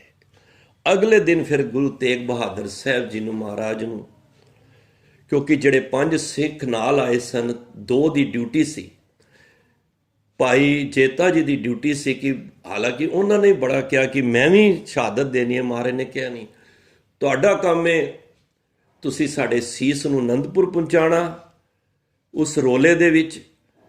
ਤੇ ਲੱਖੀ ਸ਼ਾਹ ਵਣਜਾਰਾ ਨੂੰ ਆਪਣੇ ਪੁੱਤਰ ਦੇ ਨਾਲ ਮਿਲ ਕੇ, ਇੱਕ ਵਪਾਰੀ ਸੀ ਤੇ ਉਹਦੇ 100 ਗੱਡੇ ਹੁੰਦੇ ਨੇ ਜਿਹੜੇ, ਉਸ ਵੇਲੇ ਉਹ ਸਾਰੇ ਗੱਡੇ ਲੈ ਆਇਆ। ਰੱਬ ਪਰਮੇਸ਼ਰ, ਨੇਤ ਪਰਮੇਸ਼ਰ ਦੀ, ਜਿਸ ਵੇਲੇ ਮਹਾਰਾਜ ਨੂੰ ਸ਼ਹੀਦ ਕਰਨਾ ਸੀ, ਮਹਾਰਾਜ ਪਿੰਜਰੇ ਤੋਂ ਬਾਹਰ ਆਏ, ਜਿੱਥੇ ਆਪ ਖੂਹੀ ਦੇ ਦਰਸ਼ਨ ਕਰਦੇ ਹੋ ਉੱਥੇ ਮਹਾਰਾਜ ਨੇ ਫਿਰ ਇੱਛਾ ਜਤਾਈ ਮੈਂ ਇਸ਼ਨਾਨ ਕਰਨਾ ਹੈ।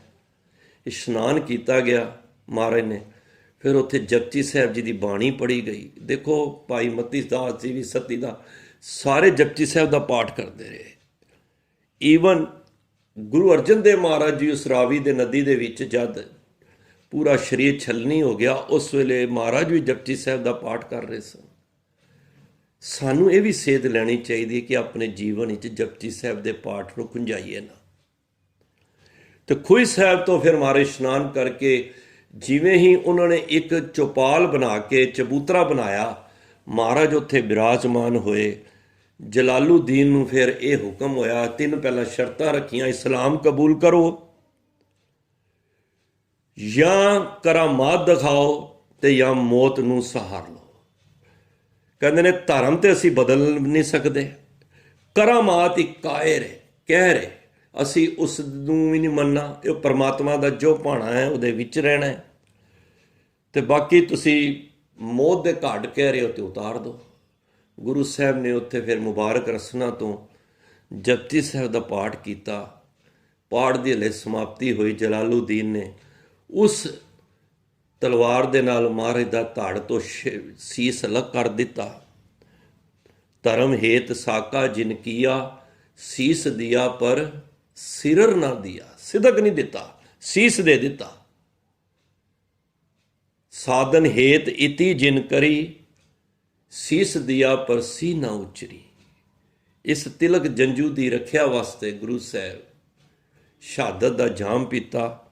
ਉਸ ਵੇਲੇ ਫਿਰ ਉਸ ਰੋਲੇ ਦੇ ਵਿੱਚ ਭਾਈ ਜੇਤਾ ਜੀ ਦੇ ਹੱਥ ਵਿੱਚ ਜੋ ਵੀ ਕੱਪੜਾ ਸੀ, ਉਸ ਨੂੰ ਫਟਾਫਟ ਮਹਾਰਾਜ ਦੇ ਸੀਸ ਨੂੰ ਲਪੇਟਿਆ।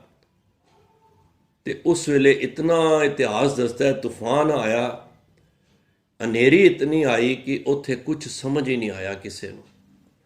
ਜਦ ਹਨੇਰੀ ਝੱਖੜ ਬੰਦ ਹੋਇਆ, ਕੀ ਵੇਖਿਆ ਕਿ ਨਾ ਸੀਸ ਤੇ ਨਾ ਤਾੜੇ। ਧੜ ਇੱਧਰ ਲੱਖੀ ਸ਼ਾਹ ਵਣਜਾ ਆਪਣੇ ਘਰ ਨੂੰ ਲੈ ਕੇ ਸਾਰਾ ਕੀਮਤੀ ਸਮਾਨ ਵਿੱਚ ਰੱਖ ਕੇ, ਲੱਕੜ ਰੱਖ ਕੇ ਮਹਾਰਾਜ ਨੂੰ ਆਪਣੇ ਘਰ ਨੂੰ ਅੱਗ ਲਾ ਦਿੱਤੀ, ਜਿੱਥੇ ਅੱਜ ਸਾਰੇ ਲੋਕ ਕਹਿੰਦੇ ਸਨ ਤੇਰਾ ਸਾਰਾ ਕੁਝ ਸੜ ਗਿਆ, ਘਰ ਸਭ ਕੁਝ ਚਲਾ ਗਿਆ, ਤੇਰੇ ਕੋਲ ਕੀ ਬਚਿਆ ਹੈ, ਤੇਰਾ ਘਰ ਵੀ ਖਤਮ ਹੋ ਗਿਆ ਹੈ। ਪਰ ਭੋਲਿਆਂ ਨੂੰ ਇਹ ਨਹੀਂ ਪਤਾ ਸੀ ਉਹਨਾਂ ਦਾ ਘਰ ਸੜਿਆ ਨਹੀਂ ਹੈ, ਸਦਾ ਆਬਾਦ ਹੋ ਗਿਆ ਹੈ। ਅੱਜ ਹਰ ਕੋਈ ਲੱਖੀ ਸ਼ਾਹ ਵਣਜਾਰੇ ਹਾਲ ਤੇ ਜਾ ਕੇ ਆਪਣੇ ਨੂੰ ਵੱਡੇ ਭਾਗਾਂ ਵਾਲਾ ਸਮਝਦਾ ਹੈ। ਉਸ ਸੀਸ ਨੂੰ ਭਾਈ ਜੇਤਾ ਜੀ ਨੇ ਫਿਰ ਉਸ ਹਵਾ ਤੋਂ ਵੀ ਤੇਜ਼ ਪੈਦਲ ਭੱਜ ਕੇ ਦਿੱਲੀ ਤੋਂ ਨਿਕਲ ਕੇ ਵੱਖ-ਵੱਖ 5 ਪੜਾਅ ਪਾਰ ਕਰਕੇ ਜਦ ਕੀਰਤਪੁਰ ਸਾਹਿਬ ਪਹੁੰਚੇ, ਉੱਥੋਂ ਫਿਰ ਗੁਰੂ ਸਾਹਿਬ ਨੇ ਅਨੰਦਪੁਰ ਸਾਹਿਬ ਵਾਸਤੇ ਬੁਲਾਇਆ। ਆਏ, ਸੀਸ ਹਾਥੀ 'ਚ ਸੀ, ਮਹਾਰਾਜ ਨੇ ਸੀਨੇ ਨਾਲ ਲਾ ਲਿਆ ਤੇ ਇੱਕ ਮਹਾਰਾਜ ਨੇ ਬਚਨ ਕੀਤਾ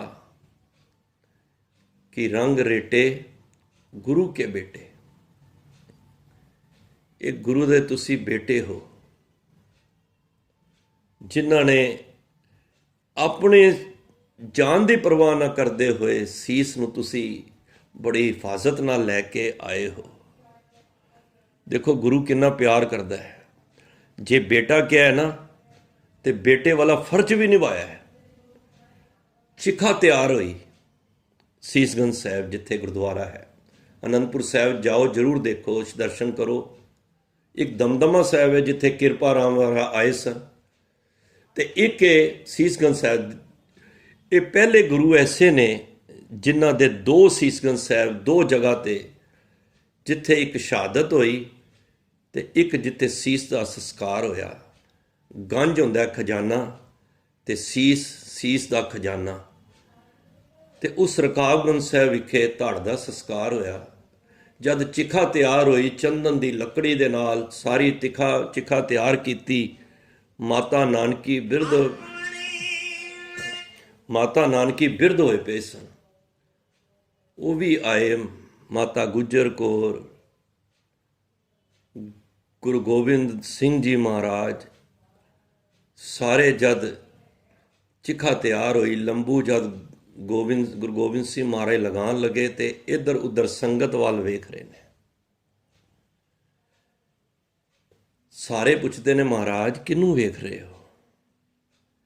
ਕਹਿੰਦੇ ਮੈਂ ਆਪਣੇ ਉਸ ਭਾਈ ਜੇਤੇ ਨੂੰ ਦੇਖ ਰਿਹਾ। ਜੇਤਾ, ਭਾਈ ਜੇਤਾ ਸਾਰੀ ਸੰਗਤ ਦੇ ਵਿੱਚ ਪਿੱਛੇ ਖੜੇ ਹੋਏ ਸਨ।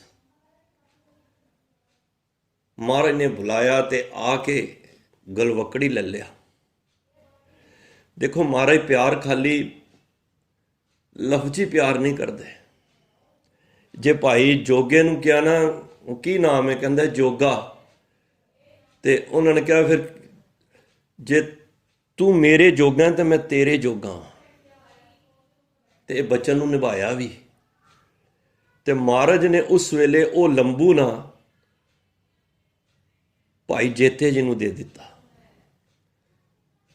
ਦੇਖੋ ਫਰਜ਼ ਕਿਹਦਾ ਹੁੰਦਾ ਪੁੱਤਰ ਦਾ।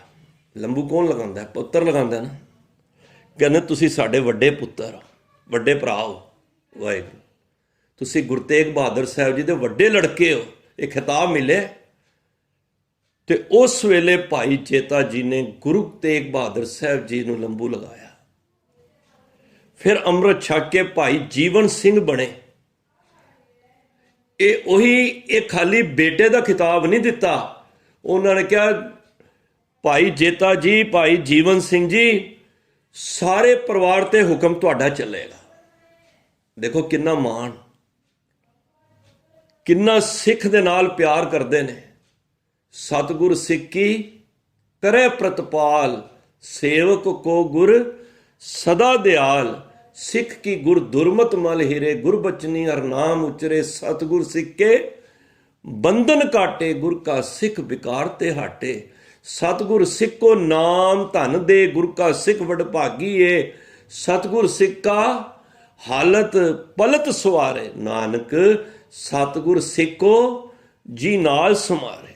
ਉਹ ਆਪਣੇ ਸੇਵਕ ਨੂੰ, ਆਪਣੇ ਪਿਆਰਿਆਂ ਨੂੰ ਅੱਜ ਵੀ ਪਿਆਰ ਕਰਦੇ ਨੇ। ਅੱਜ ਵੀ ਕੋਈ ਉਹਦਾ ਪੁੱਤਰ ਸੇਵਕ ਬਣ ਜਾਏ, ਉਹਨੂੰ ਗਲੇ ਨਾਲ ਲਾ ਦਿੰਦੇ ਨੇ। ਉਹਦਾ ਹਾਲਤ ਇੱਥੇ ਤੇ ਪਲਤ ਅਗਾਂਹ ਉਸ ਦਾ ਸਵਾਰ ਦਿੰਦੇ ਨੇ। ਮੈਨੂੰ ਇੱਕ ਗੱਲ ਉਹ ਵੀ ਯਾਦ ਆ ਗਈ, ਜਦੋਂ ਸਿਰਸਾ ਨਦੀ ਚੜ੍ਹ ਰਹੀ ਸੀ, ਬੜੀ ਸਰਸਾ ਜਦੋਂ ਚੜ੍ਹਦੀ ਸੀ ਤੇ ਫੌਜਾਂ ਪਿੱਛੇ ਲੱਗੀਆਂ ਸਨ ਤੇ ਮਹਾਰਾਜ ਨੇ ਕਿਹਾ ਜਲਦੀ ਪਾਰ ਕਰ ਲਓ, ਸਰਸਾ ਬਹੁਤ ਚੜ੍ਹੀ ਹੋਈ ਹੈ। ਤੇ ਉਸ ਵੇਲੇ ਬਾਬਾ ਅਜੀਤ ਸਿੰਘ ਮੁਗਲਾਂ ਨਾਲ ਯੁੱਧ ਕਰ ਰਹੇ ਸਨ, ਤੁਰਕਾਂ ਦੇ ਨਾਲ, ਤੇ ਵਾਪਸ ਨਹੀਂ ਆ ਰਹੇ ਸਨ। ਕਹਿੰਦੇ ਨਹੀਂ, ਮੈਂ ਲੜ ਕੇ ਆਉਣਾ ਹੈ।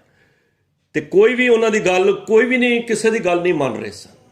ਉਸ ਵੇਲੇ ਗੁਰੂ ਗੋਬਿੰਦ ਸਿੰਘ ਮਹਾਰਾਜ ਨੇ ਜੀਵਨ ਸਿੰਘ ਜੀ ਨੂੰ, ਭਾਈ ਜੇਤੇ ਜੀ ਨੂੰ ਭੇਜਿਆ, ਜਾ ਕੇ ਅਜੀਤ ਸਿੰਘ ਨੂੰ ਬੁਲਾ ਕੇ ਲਿਆਓ, ਵਾਪਸ ਮੋੜ ਕੇ ਲਿਆਓ, ਜਦੋਂ ਜਾ ਕੇ ਚਮਕੌਰ ਵੱਲ ਜਾਣਾ ਸੀ।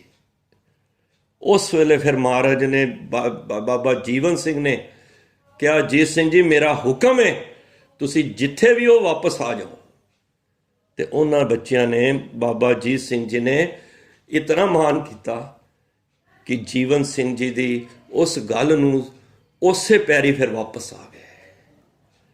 ਗੁਰੂ ਮਾਣ ਦਿੰਦਾ ਹੈ। ਗੁਰੂ ਖਾਲੀ ਗੱਲੀ ਬਾਤੀ ਨਹੀਂ, ਜਿਹੜਾ ਕੋਈ ਇੱਕ ਵਾਰੀ ਗੁਰੂ ਦਾ ਕੋਈ ਬਣ ਜਾਏ, ਗੁਰੂ ਉਹਨੂੰ ਪਿਆਰ ਵੀ ਕਰਦਾ ਹੈ। ਅੱਜ ਵੀ ਗੁਰੂ ਕਿੱਥੇ ਗਿਆ ਨਹੀਂ ਹੈ। ਇਹ ਨਹੀਂ ਕਿ ਗੁਰੂ ਸਾਹਿਬ ਮੱਖਣ ਸ਼ਾਹ ਲੁਬਾਣੇ ਦਾ ਬੇੜਾ ਉਸ ਸਮੁੰਦਰ ਵਿੱਚ ਉਸ ਵੇਲੇ ਪਾਰ ਕੀਤਾ ਸੀ ਤੇ ਅੱਜ ਨਹੀਂ ਕਰ ਰਹੇ। ਅੱਜ ਵੀ ਜਿਹੜਾ ਮਨ ਕਰਕੇ ਯਾਦ ਕਰਦਾ ਹੈ, ਭਾਵੇਂ ਕੋਈ ਅਮਰੀਕਾ ਬੈਠਾ ਹੈ, ਭਾਵੇਂ ਕੋਈ ਕਨਾਡਾ ਬੈਠਾ ਹੈ, ਭਾਵੇਂ ਕੋਈ ਵਰਲਡ ਵਿੱਚ ਕਿੱਥੇ ਵੀ ਬੈਠਾ ਹੈ, ਗੁਰੂ ਗੋਬਿੰਦ ਸਿੰਘ ਮਹਾਰਾਜ ਬਚਨ ਕਰ ਗਏ ਨੇ, ਤੇਗ ਬਹਾਦਰ ਸਿਮਰੈ ਘਰ ਨੋ ਨਿਧ ਆਵੇ ਤਾਏ, ਸਭ ਥਾਈ ਹੋਏ ਸਹਾਏ। ਅੱਜ ਵੀ ਗੁਰੂ ਤੇਗ ਬਹਾਦਰ ਸਾਹਿਬ ਜੀ ਨੂੰ ਕੋਈ ਕਿੱਥੇ ਬੈਠ ਕੇ ਵੀ ਯਾਦ ਕਰੇ, ਅੱਜ ਵੀ ਉਹਦੇ ਦੁੱਖਾਂ ਦਾ, ਉਹਦੇ ਵਿਕਾਰਾਂ ਦਾ ਬੇੜਾ ਅੱਜ ਵੀ ਸਤਿਗੁਰ ਸਿੱਕੇ ਬੰਧਨ ਘਾਟੇ ਗਈ ਬਹੋੜ ਬੰਦੀ ਛੋੜ ਨਿਰੰਕਾਰ ਦੁਖਦਾਈ, ਕਰਮ ਨਾ ਜਾਣਾ ਧਰਮ ਨਾ ਜਾਣਾ ਲੋਭੀ ਮਾਇਆ ਧਾਰੀ। ਉਹ ਅੱਜ ਵੀ ਹਰ ਜਿਉ ਨਿਮਾਣਿਆ ਤੂੰ ਮਾਣ, ਨਿਚਿਜਿਆ ਚੀਜ਼ ਕਰੇ ਮੇਰਾ ਗੋਬਿੰਦ ਤੇਰੀ ਕੁਦਰਤ ਕੋ ਕੁਰਬਾਨ। ਉਹ ਅੱਜ ਵੀ ਬੇੜੇ ਲਗਾ ਰਿਹਾ ਹੈ। ਕਿੱਥੇ ਸਮੁੰਦਰ ਉਹ ਸੂਰਤ ਦਾ, ਇੱਕ ਵਪਾਰੀ ਦਾ ਜਿਹਦਾ ਪਰਿਵਾਰ ਸਾਰਾ ਵਿੱਚ ਸੀ ਔਰ ਸਾਰਾ ਧਨ ਦੌਲਤ ਉਹਦੇ ਵਿੱਚ ਸੀ, ਜਦ ਸਮੁੰਦਰ ਦਾ ਤੂਫਾਨ ਆਇਆ ਤੇ ਗੁਰੂ ਨਾਨਕ ਦੇ ਘਰ ਉਹਨੇ ਅਰਦਾਸ ਕੀਤੀ ਤੇ ਕਿੱਥੇ ਬਾਬੇ ਬਕਾਲੇ ਬਾਬਾ ਜੀ ਭੋਰੇ ਵਿੱਚ ਬੈਠ ਕੇ ਉਸ ਦਾ ਬੇੜਾ ਪਾਰ ਲੰਘਾ ਦਿੱਤਾ। ਲੰਘਾਇਆ ਨਾ, ਇਤਿਹਾਸ ਹੈ ਨਾ ਸਾਡਾ। ਤੇ ਫਿਰ ਜਦੋਂ ਮੋਹਰਾਂ ਦੇਣ ਲਗਾ ਤੇ 5 ਮੋਹਰਾਂ ਰੱਖੀਆਂ ਤੇ ਮਹਾਰਾਜ ਨੇ ਆਪਣੇ ਮੋਢੇ ਤੋਂ ਛਾਲ ਉਤਾਰੀ, ਕਹਿੰਦੇ ਤੂੰ 500 ਸੁੱਕੇ 5 ਦੇ ਰਹੇ ਹੈ, ਤੂੰ ਵੀ ਖੜਕਾ ਕੇ ਦੇ ਰਿਹਾ ਵੇ, ਹੱਲੇ ਤੱਕ ਤੇ ਮੋਢੇ ਤੇ ਨਿਸ਼ਾਨ ਨਹੀਂ ਗਏ ਜਿਹੜਾ ਤੇਰਾ ਮੈਂ ਬੇੜਾ ਪਾਰ ਕਰਾਇਆ ਸੀ। ਗੁਰੂ ਕਦੀ ਵੀ ਤੁਸੀਂ ਗੁਰੂ ਕੋਲੋਂ ਮੰਗਦੇ ਹੋ ਨਾ, ਮੈਂ ਅਕਸਰ ਪਿੱਛੇ ਵੀ ਬੇਨਤੀ ਕੀਤੀ ਸੀ, ਕੋਈ ਗੁਰੂ ਨਾਲ ਪਹਿਲੀ ਗੱਲ ਤੇ ਸੌਦਾ ਕਰੋ ਹੀ ਨਾ ਕਿ ਐਵੇਂ ਹੋਏਗਾ ਤੇ ਮੈਂ ਐਵੇਂ ਕਰ ਦਾਂਗਾ। ਜਿਹੜਾ ਇਸ ਤਰ੍ਹਾਂ ਦਾ ਸੌਦੇਬਾਜ਼ੀ ਨਾਲ ਗੁਰੂ ਨਾਲ ਪ੍ਰੇਮ ਕਰਦਾ ਨਾ, ਇੱਕ ਦਿਨ ਉਹ ਟੁੱਟ ਜਾਂਦਾ, ਕਿਉਂਕਿ ਜਿਸ ਦਿਨ ਉਹਦੀ ਗੱਲ, ਉਹਦੀ ਮੰਗ ਪੂਰੀ ਨਹੀਂ ਹੋਏਗੀ ਨਾ, ਇੱਕ ਦਿਨ ਉਹ ਟੁੱਟ ਜਾਏਗਾ ਗੁਰੂ ਤੋਂ। ਇਹ ਗੱਲ ਨੋਟ ਕਰ ਲੈਣਾ। ਗੁਰੂ ਚਾਹੁੰਦਾ ਹੈ ਮੇਰੇ ਨਾਲ ਇੱਕ ਪ੍ਰੇਮ ਵਾਲਾ ਪਿਆਰ ਲੈ ਕੇ ਉਹ ਮੇਰੇ ਕੋਲ ਆਵੇ। ਅਸੀਂ ਕੀ ਕਰਨੇ ਆ, ਅਸੀਂ ਮਾਇਕ ਪਦਾਰਥ ਪੂਰੇ ਹੋ ਗਏ ਤੇ ਗੁਰੂ ਦੀ ਵਾਹ ਵਾਹ, ਤੇ ਜੇ ਗੁਰੂ ਨੇ ਮੰਗ ਪੂਰੀ ਨਾ ਕੀਤੀ ਤੇ ਗੁਰੂ ਜੀ ਤੁਸੀਂ ਆਪਣੇ ਘਰ, ਮੈਂ ਆਪਣੇ ਘਰ। ਨਹੀਂ, ਉਹ ਤੇ ਫਿਰ ਜਦੋਂ ਵੀ ਜੇ ਸੁਖ ਦੇ ਤਾਂ ਤੁਝੇ ਆਰਾਧੀ, ਦੁੱਖ ਵੀ ਤੁਝੇ ਧਿਆਈ, ਜੇ ਭੁੱਖ ਦੇ ਤਾਂ ਇਤ ਹੀ ਰਾਜਾ, ਦੁੱਖ ਵਿੱਚ ਸੁਖ ਮਨਾਈ। ਜੇ ਉਹ ਰਾਜ ਵੀ ਦੇ ਤਾਂ ਵੀ ਉਹਦੀ ਵਡਿਆਈ, ਤੇ ਜੇ ਕਿੱਥੇ ਭੀਖ ਵੀ ਮੰਗਾ ਦੇ ਤੇ ਤਾਂ ਵੀ ਉਹਦੇ ਭਾਣੇ ਦੇ ਵਿੱਚ ਰਹਿਣਾ। ਇਹ ਗੁਰੂ ਦੇ ਸਿੱਖ ਔਰ ਗੁਰੂ ਦਾ ਸੰਬੰਧ ਹੈ। ਗੁਰੂ ਨੂੰ ਕਦੀ ਵੀ ਮਾਇਕ ਪਦਾਰਥ ਦੇ ਨਾਲ ਤੋਲਿਆ ਨਾ ਕਰੋ, ਬਸ ਕਿ ਮੈਨੂੰ ਘੱਟ ਦਿੱਤੇ ਨੇ ਉਹਨੂੰ ਜ਼ਿਆਦਾ ਦਿੱਤੇ ਨੇ। ਹੋ ਸਕਦਾ ਹੈ ਤੇਰੀ ਮਾਇਕ ਪਦਾਰਥ ਹਨ ਨਾਲ ਤੇਰਾ ਜਿਹੜਾ ਨੇਮ ਹੈ ਉਹ ਘਟ ਜਾਏ। ਗੁਰੂ ਸੁਗੜ ਸੁਜਾਨ ਹੈ, ਗੁਰੂ ਅੰਤਰਜਾਮੀ ਹੈ, ਉਹਨੂੰ ਪਤਾ ਹੈ ਇਹਨੂੰ ਕੁਝ ਛਿੱਲੜ ਮਾਇਆ ਦੇ ਮਿਲ ਗਏ ਤੇ ਇਹਨੇ ਕੋਸੋਂ ਦੂਰ ਹੋ ਜਾਣਾ ਹੈ। ਗੁਰੂ ਚਾਹੁੰਦਾ ਤੂੰ ਜਿਹੜਾ ਕਦਮ ਮੇਰੇ ਵੱਲ ਟੱਪਣਾ ਹੈ ਨਾ, ਉਹ ਪਿਆਰ ਦਾ ਟੱਪ। ਤੂੰ ਜੇ ਜਿਹਦੇ ਅੰਦਰ ਪਿਆਰ ਹੋਇਆ, ਜਿਨ ਪ੍ਰੇਮ ਕੀਓ ਤਿੰਨੀ ਪ੍ਰਭ ਪਾਇਓ। ਭਾਈ ਗੁਰਦਾਸ ਜੀ ਕਹਿੰਦੇ ਜਿਹੜਾ ਪਿਆਰ ਨਾਲ ਇੱਕ ਕਦਮ ਪੱਟਦਾ ਨਾ, ਪ੍ਰੇਮ ਦੇ ਨਾਲ, ਪਹਿਲੀ ਗੱਲ ਪ੍ਰੇਮ ਦੇ ਨਾਲ, ਤੇ ਗੁਰੂ ਸਾਨੂੰ ਕਰੋੜਾਂ ਕਦਮ ਲੈਣ ਅੱਗੇ ਆ ਜਾਂਦਾ ਹੈ। ਚਰਨ ਸਰਨ ਗੁਰ ਏਕ ਪੈਂਡਾ ਜਾਏ ਚੱਲ, ਸਤਿਗੁਰ ਕੋਟ ਪੈਂਡਾ ਆਗੇ ਹੋਏ ਲੇਤ ਹੈ। ਇਹਦਾ ਮਤਲਬ ਸਾਡੇ ਔਰ ਗੁਰੂ ਵਿੱਚ ਕਰੋੜਾਂ ਕਦਮ ਦਾ ਅਸੀਂ ਵਿੱਥ ਹੈ ਨਾ, ਜਿਹੜੇ ਅਸੀਂ, ਮੈਂ ਅੱਜ ਵੀ ਸਵੇਰੇ ਕਹਿ ਰਿਹਾ ਸੀ, ਜਿਹੜੀ ਅਸੀਂ ਵਿੱਥ ਵਿਕਾਰਾਂ ਦੀ ਪਾਈ ਹੋਈ ਹੈ ਨਾ, ਉਹੀ ਸਾਡੀ ਜੰਜੀਰਾਂ ਬਣ ਕੇ ਸਾਡੇ ਔਰ ਪਰਮਾਤਮਾ ਦੇ ਵਿੱਚ ਗੈਪ ਆ ਗਿਆ। ਤੇ ਜੇ ਤੂੰ ਗੁਰੂ ਵਾਲੇ ਬੰਨੇ, ਬਹੁਤ ਸਮਾਂ ਹੋ ਗਿਆ ਸਾਨੂੰ ਨੇਮ ਕਰਦੇ ਆ, ਬਹੁਤ ਸਮਾਂ ਹੋ ਗਿਆ ਸਾਨੂੰ ਗੁਰਦੁਆਰਿਆਂ ਜਾਂਦੇ ਆ, ਅਸੀਂ ਹਮੇਸ਼ਾ ਹੀ ਮੰਗ ਹੀ ਰੱਖੀਏ। ਮੈਂ ਅਕਸਰ ਬੇਨਤੀ ਕਰਨਾ, ਬੱਚਾ ਹੁੰਦਾ ਨਾ, ਉਹ ਖਿਡੌਣੇ ਮੰਗਦਾ, ਟੁਆਇਜ਼ ਮੰਗਦਾ, ਮੰਗ ਅਸੀਂ ਵੀ ਖਿਡੌਣੇ ਹੀ ਰਹੇ ਹਾਂ। ਹੋ ਸਕਦਾ ਉਹ ਇੱਕ ਪਲਾਸਟਿਕ ਦਾ ਸੀ ਕਾਰ, ਅੱਜ ਵੱਡੀਆਂ ਕਾਰਾਂ ਨੇ, ਮੰਗ ਉਹੀ ਹੀ ਰਹੇ ਹਾਂ, ਹੈ ਸਾਡੀ ਮੰਗ ਹੀ ਹੈ। ਪਰ ਕਦੀ ਗੁਰਦੁਆਰੇ ਜਾ ਕੇ ਨੇਮ ਕਰਕੇ ਸਿਰਫ ਇਹੀ ਮੰਗੀ ਹੈ ਨਾ, ਗੁਰੂ ਸਾਹਿਬ ਤੁਹਾਡਾ ਮੈਨੂੰ ਸਿਰਫ ਪ੍ਰੇਮ, ਮੈਂ ਪ੍ਰੇਮ ਲੈ ਕੇ ਤੁਹਾਡੇ ਕੋਲ ਆਇਆ, ਤੇ ਗੁਰੂ ਉਹਦੇ ਤੇ ਬੜਾ ਖੁਸ਼ ਹੁੰਦਾ ਜੀ। ਗੋਬਿੰਦ ਭਾਓ ਭਗਤ ਦਾ ਭੁੱਖਾ, ਗੁਰੂ ਤੇ ਪ੍ਰੇਮ ਦਾ ਭੁੱਖਾ ਹੈ। ਪ੍ਰੇਮ ਇੱਥੇ ਤੁਸੀਂ ਜੋ ਮਰਜ਼ੀ ਲੈ ਜਾਓ, ਪਰ ਗੁਰੂ ਨਾਲ ਸੌਦੇਬਾਜ਼ੀ ਜਿਹੜੀ ਹੁੰਦੀ ਹੈ ਨਾ, ਉਹ ਜ਼ਿਆਦਾ ਦਿਨ ਨਹੀਂ ਚੱਲਦੀ ਜੇ। ਸੌਦਾ ਮਿਲ ਗਿਆ ਤੇ ਵਾਹ ਵਾਹ, ਨਹੀਂ ਮਿਲਿਆ ਤੇ ਅਸੀਂ ਸ਼ਿਕਵੇ ਕਰਨ ਲੱਗ ਪਾਂਗੇ। ਤਾਂ ਗੁਰੂ ਤੇਗ ਬਹਾਦਰ ਬਾਬਾ ਜੀ ਅੱਜ ਵੀ ਜਿਹੜਾ ਪਿਆਰ ਨਾਲ ਉਹਨੂੰ ਯਾਦ ਕਰਦਾ ਹੈ, ਪਿਆਰ ਨਾਲ ਉਹਦੇ ਕੋਲੋਂ ਕੁਝ ਵੀ ਮੰਗਦਾ ਹੈ, ਗੁਰੂ ਅੱਜ ਵੀ ਝੋਲੀਆਂ ਭਰ ਰਿਹਾ ਹੈ। ਦੇਖੋ, ਆਪਣੇ ਸਰੀਰ ਤੇ ਕਸ਼ਟ ਲੈ ਕੇ ਇੱਕ ਦਾ ਬੇੜਾ ਪਾਰ ਕਰਾ ਦਿੰਦੇ। ਅਸੀਂ ਕੋਈ ਕੰਮ ਕਰਨੇ ਆ, ਮਹਾਰਾਜ ਇਹ ਕਰ ਦੋ, ਮੈਂ 40 ਦਿਨ ਨੰਗੇ ਪੈਰੀ ਆਵਾਂਗਾ, ਉਹ ਕੰਮ ਹੀ ਹੋ ਜਾਂਦਾ। ਫਿਰ ਕਹਿੰਦਾ ਯਾਰ ਹਲੇ 10-15 ਦਿਨ ਵੀ ਜਾਣਾ ਪਏਗਾ। ਸਾਡੀ ਸੋਚ ਹੈ ਨਹੀਂ, ਗੁਰੂ ਦੇ ਘਰ ਜਾਣਾ ਹੈ, ਉਹ ਲਾਲਸਾ, ਐਸੀ ਲਾਲਚ ਲੈ ਕੇ ਨਹੀਂ ਜਾਣਾ। ਗੁਰੂ ਤੇ ਇੱਕ ਅਧਿਆਤਮਕ ਸੋਚ ਵਿੱਚ ਬੈਠਾ ਹੈ, ਤੇ ਅਸੀਂ ਤੁੱਛ ਪਦਾਰਥ ਮੰਗ ਰਹੇ ਹਾਂ ਜਿਹੜੇ ਨਾਲ ਹੀ ਨਹੀਂ ਰਹਿਣੇ, ਇੱਕ ਦਿਨ ਭਸਮ ਹੋ ਜਾਣੇ ਨੇ। ਜਾਂ ਕਿਹੜਾ ਬੰਦਾ ਕਿ ਆਪਣੇ ਘਰ-ਬਾਰ ਨਾਲ ਲੈ ਕੇ ਗਿਆ ਵੇ, ਸਰੀਰ ਦਾ ਸਾਡਾ ਪਤਾ ਨਹੀਂ। ਤਾਂ ਇਸ ਕਰਕੇ ਗੁਰੂ ਸਾਹਿਬ ਕੋਲ ਆ ਕੇ ਉਹੀ ਚੀਜ਼ ਮੰਗੀਏ ਜਿਹੜੀ ਗੁਰੂ ਨੂੰ, ਐਸੀ ਵੇਖਿਆ ਕਦੀ ਗੁਰੂ ਨੂੰ ਕੀ ਪਸੰਦ ਹੈ? ਗੁਰੂ ਨੂੰ ਸਾਡਾ ਭਾਵ, ਅੰਦਰ ਦੀ ਭਾਵਨਾ ਪਸੰਦ ਹੈ। ਉਹ ਕਿਹੜੀ ਹੈ? ਉਹ ਪ੍ਰੇਮ ਦੀ। ਤੇ ਜੇ ਅਗਰ ਅਸੀਂ ਪ੍ਰੇਮ ਲੈ ਕੇ ਗੁਰੂ ਕੋਲ ਜਾਵਾਂਗੇ, ਤੇ ਗੁਰੂ ਸਾਡੀਆਂ ਝੋਲੀਆਂ ਉਸ ਅਧਿਆਤਮਕ ਤੌਰ ਤੇ ਹਲਤ ਦੀਆਂ ਵੀ ਤੇ ਪਲਤ ਦੀਆਂ ਵੀ ਭਰੇਗਾ। ਤਾਂ ਮਹਾਰਾਜ ਕਿਰਪਾ ਕਰਨ। ਪ੍ਰਸੰਗ ਨੂੰ ਮੈਂ ਥੋੜ੍ਹਾ ਛੋਟਾ ਤਾਂ ਸੁਣਾਇਆ ਹੈ, ਨਹੀਂ ਤੇ ਸ਼ਹਾਦਤ ਦਾ ਤੇ ਬਹੁਤ ਲੰਬਾ ਇਤਿਹਾਸ ਹੈ, ਪਰ ਮੈਂ ਕਿਹਾ ਚਲੋ ਸਮੇਂ ਦੇ ਅੰਦਰ ਜਿਤਨਾ ਵੀ ਹੋ ਜਾਏ। ਤਾਂ ਮਹਾਰਾਜ ਬਖਸ਼ਿਸ਼ ਕਰਨ। ਇੱਕ ਵਾਰੀ ਮਨ ਕਰਕੇ ਕਹੀਏ, ਤੇਗ ਬਹਾਦਰ ਸਿਮਰੈ ਘਰ ਨੋ ਨਿਧ ਆਵੇ ਧਾਏ, ਸਭ ਥਾਈ ਹੋਏ ਸਹਾਏ। ਉਹ ਅੱਜ ਵੀ ਸਾਰੀ ਜਗ੍ਹਾ ਤੇ ਸਹਾਈ ਹੈ, ਅੱਜ ਵੀ ਸਾਰਿਆਂ ਨੂੰ ਪਿਆਰ ਕਰਦੇ ਨੇ, ਜੇ ਕੋਈ ਭਾਵਨਾ ਦੇ ਨਾਲ ਉਹਦੇ ਕੋਲ ਆ ਕੇ ਦਰਸ਼ਨ ਕਰੇ। ਇਤਨੀ ਬੇਨਤੀ ਪ੍ਰਵਾਨ ਕਰਨੀ। ਭੁੱਲਾਂ ਬੇਅੰਤ ਹੋਈਆਂ ਨੇ, ਉਹ ਦਾਸ ਦੀਆਂ ਨੇ। ਬਚਨ ਗੁਰੂ ਦਾ ਜਾਣ ਕੇ ਹਿਰਦੇ ਵਿੱਚ ਵਸਾਓ, ਤੇ ਸਾਰੇ ਅਸੀਸ ਦਵੋ। ਵਾਹਿਗੁਰੂ ਜੀ ਕਾ ਖਾਲਸਾ, ਵਾਹਿਗੁਰੂ ਜੀ ਕੀ ਫਤਿਹ।